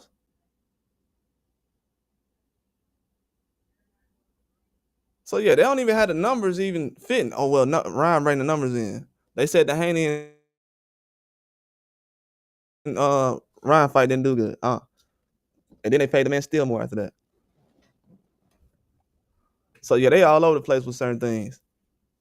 But yeah, I understand that. But my thing is, they cannot use Brian Norman as an excuse of, oh wow, Jerron Ennis is not doing anything. Brian Norman's going to fight Haney. He's going to fight more guys. He's already sparred Jerron Ennis for years, a couple times. Well, I don't know for years, but he's already sparred him. He sparred Tank Davis multiple times.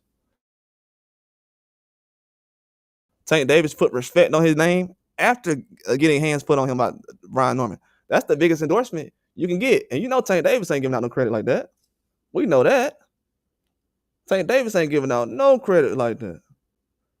So if Tank Davis say somebody is a real deal, you already know what time it is. So that's going to be a hard spot for people to really be in, because it's like, they're going to be like, man, I don't believe in Norman. I'm like, are you a Tank fan? Yeah. Well, Tank said he that guy. Tank said he that guy. Have you ever heard Tank say somebody's that guy? No, not really. Well, I think you might want to take that one to the bank, bro. You might have to do that. Yeah. But Shakur, he's in Shakur in tight. He in a position right now. But Shakur has, like I said last year on my video, last night on my video, people ain't want to hear it, but if Shakur gonna have Lamont Roach around, if he's gonna have Gary Russell that people are starting to get excited about again, or they just using him as a Lamont Roach distraction. Because I only heard them mention Gary Russell with Lamont Roach. If they mention him with any other people, I'll start believing them. But I think it's just for Lamont Roach. But he got Gary Russell out there. Any of those fights for Shakur Stevenson will put him over Tank Davis. People will say, why? Why would you say that? Lomachenko's best win is Gary Russell. And Tank Davis's toughest challenge to this day is Lamont Roach. Any one of those wins will put you over Tank Davis right now.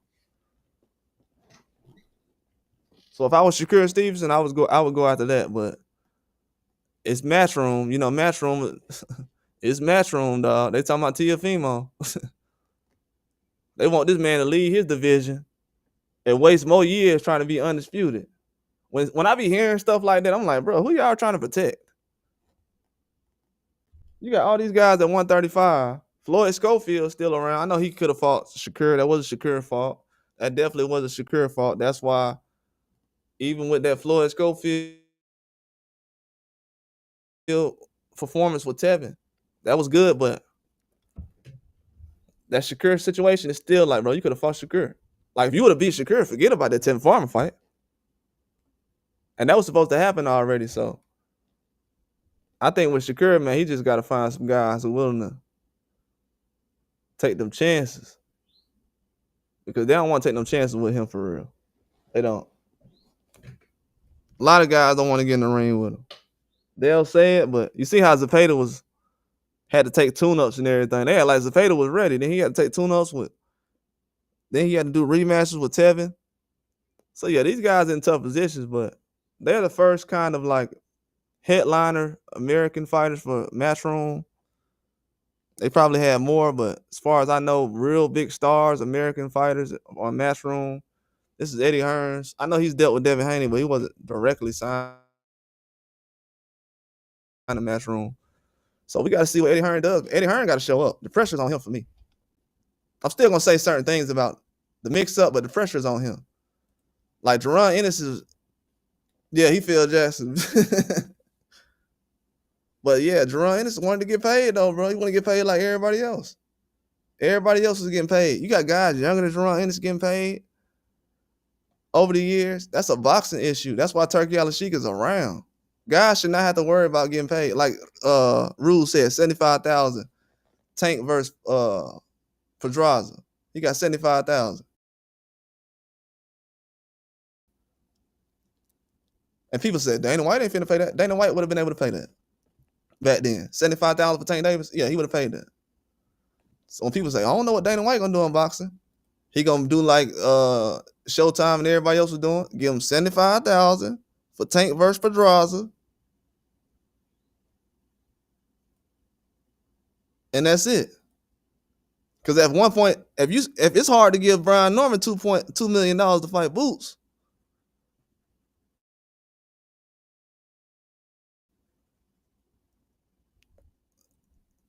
I don't think Dana White gonna have no problem paying people because they being cheap already. I feel like to me, you still gotta go to Turkey Al-Sheikh to get paid right now, no matter who you are. Even Canelo just proved that. He like, man, I ain't got no money no more. I'm finna go over there with Turkey. I think right now, Jerron Ennis is the guy that can bring the money in for Eddie Hearn. Eddie Hearn ain't got nobody left, bro. If everybody don't know it, Eddie Hearn has nobody left. This is it. Eddie Hearn has nobody left. Nobody. Jerron Ennis is all he got. He don't got Shakur right now. Conor Ben, I don't even know if Conor Ben can make 47. If he could, that would have been a better situation for him. But for Conor Ben to be waiting another year or two to try to make 47, or next year after he fight Conor Ben, I mean after Eubanks, he gonna fight what, a 47 next year? Man, that dude gonna be having trouble trying to make weight probably. He's a small guy, so he's not really huge like that, but these guys gonna end up having a hard time making weight, man. He gonna end up having to go to 54 or something. And I think it's better fights for him at 47. They even had a conversation with Conor Ben to fight Adrian Bronner. Conor Ben tried to fight Adrian Bronner, and Adrian Bronner couldn't make weight. I think this was before the Black Cause fight. But he was like, man, dude couldn't even make weight. And then Ryan tried to fight Bronner, couldn't make weight. That's crazy. Ryan tried to fight Adrian Bronner, bro. Couldn't make weight, and then so Adrian Bronner, he had a couple of fights with dudes trying to pick him off. Conor Ben and Ryan Garcia. So they be knowing who they want to pick and choose to get in the situation. These promoters know. It always leads back to build up sometimes, even though we know that a lot of these guys is fighting each other. It always leads back to a little build up or something. Because no way. And what Eddie Hearn really wanted to do was, I think Jerron Ennis really has whatever plan he has, it get mixed up by a lot of other stuff because Tyson Fury and Joshua not fighting. That was actually supposed to be a situation where they was possibly gonna have Conor Ben and Jerron Ennis fighting. I think Eddie Hearn was talking about something like that last year after he fought.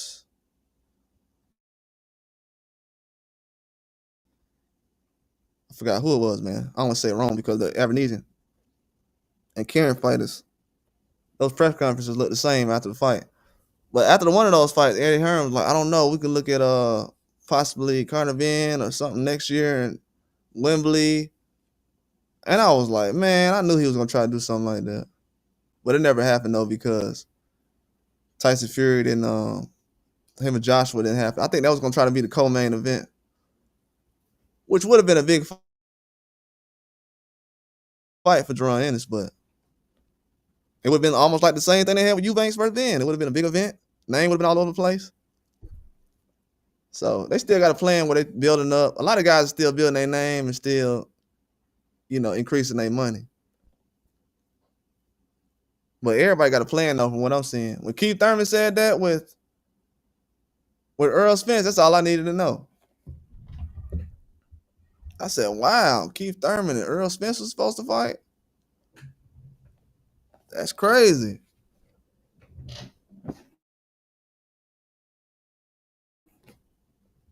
But yeah, so PBC had a plan a long time ago that did not include Terrence Crawford, and that hurt Terrence Crawford's career. And they're gonna have to admit that eventually. Hey man, we hurt your career because we were trying to build up our fighters on PBC. It wasn't about the sport of boxing at the time. It was about building up this platform and being loyal to the fighters over here in PBC, making sure that they get their matchups, and we want to take care of our fighters over here. That's why even when Ennis was over there, the guys that been over there longer getting more opportunities. I guess to them, Barrios was more of a priority than Ennis was. There's no way Barrios should have got that Keith Thurman fight. Dude already fought Tank. He's coming off a loss. They should have put Jerron Ennis straight into that fight.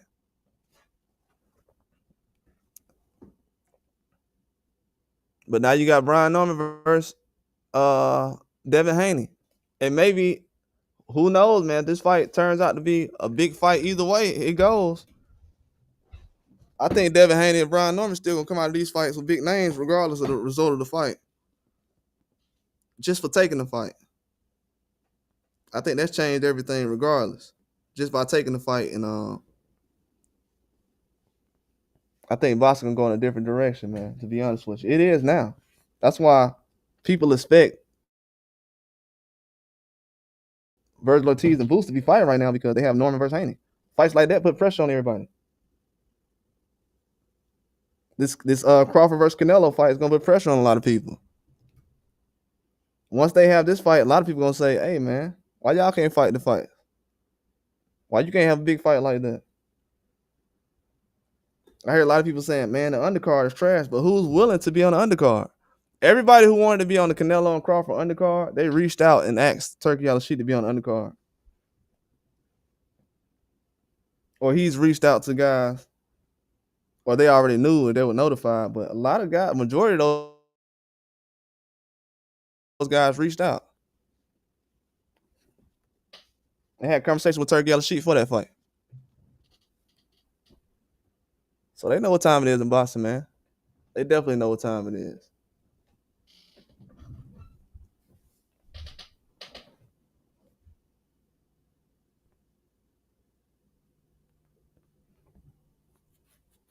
They definitely know. But Boots is after the bag right now, bro. It's not. After this fight, Norman's going to have a better resume than Boots.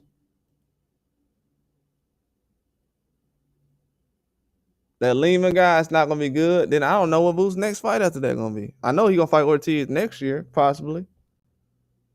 If he can enforce some mandatories or whatever, that could possibly happen, which could have happened this year, but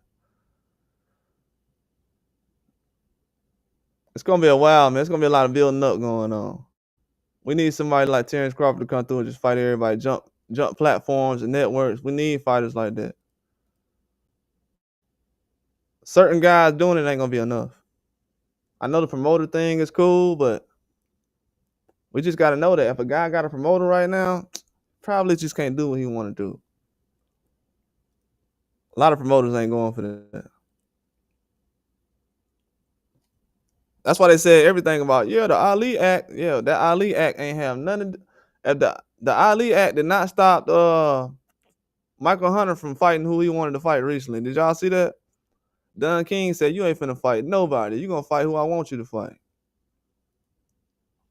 I thought that's what the Ali Act was for, to protect the fighters.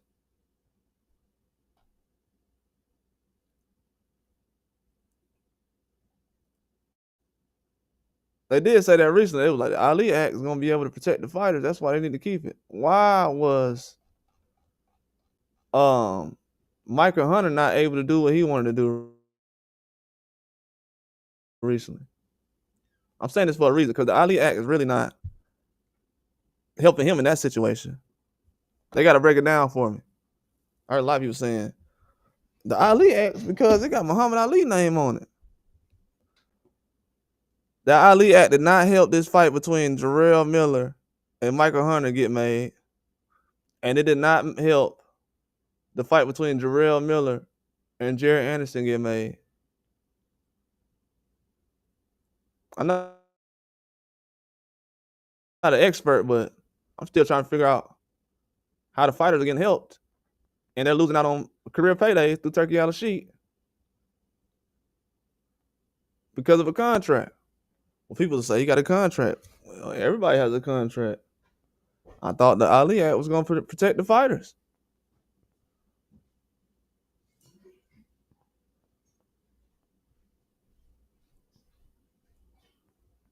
Our guys shoot. Our guys sure they don't want to do no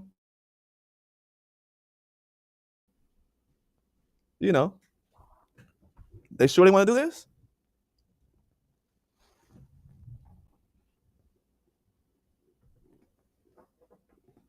Because what people don't understand is maybe certain things that are in place right now are actually helping prevent fights like Michael Hunter versus Jarrell Miller or um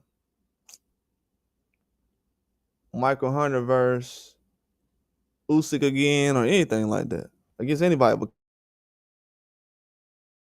Coley, Jarrell Miller versus Jared Anderson, that stuff ain't helping.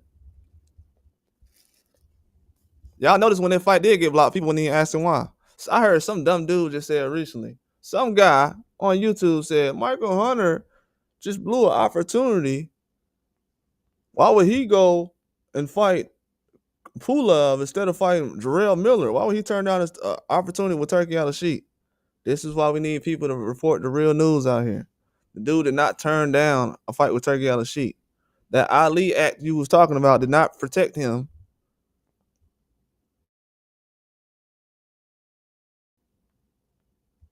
from being told what he needed to do instead of what he wants to do.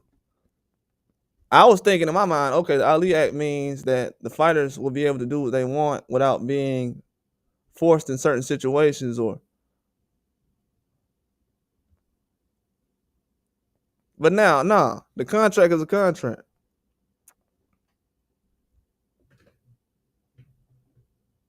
So people gonna understand that soon.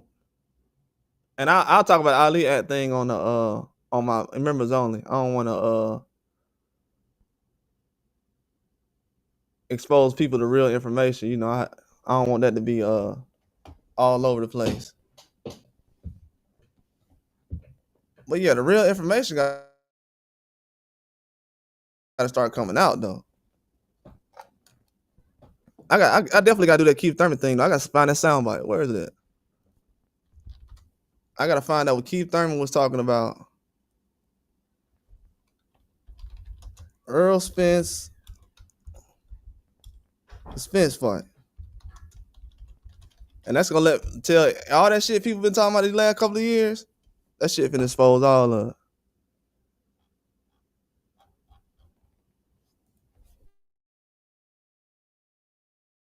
They finna expose all of it.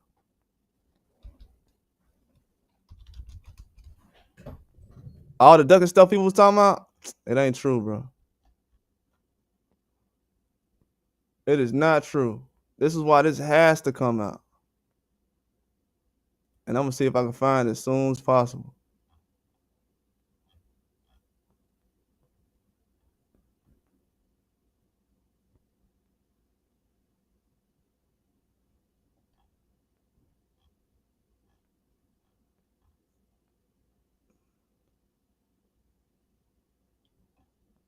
Yeah, I think I'm gonna find it. Dang.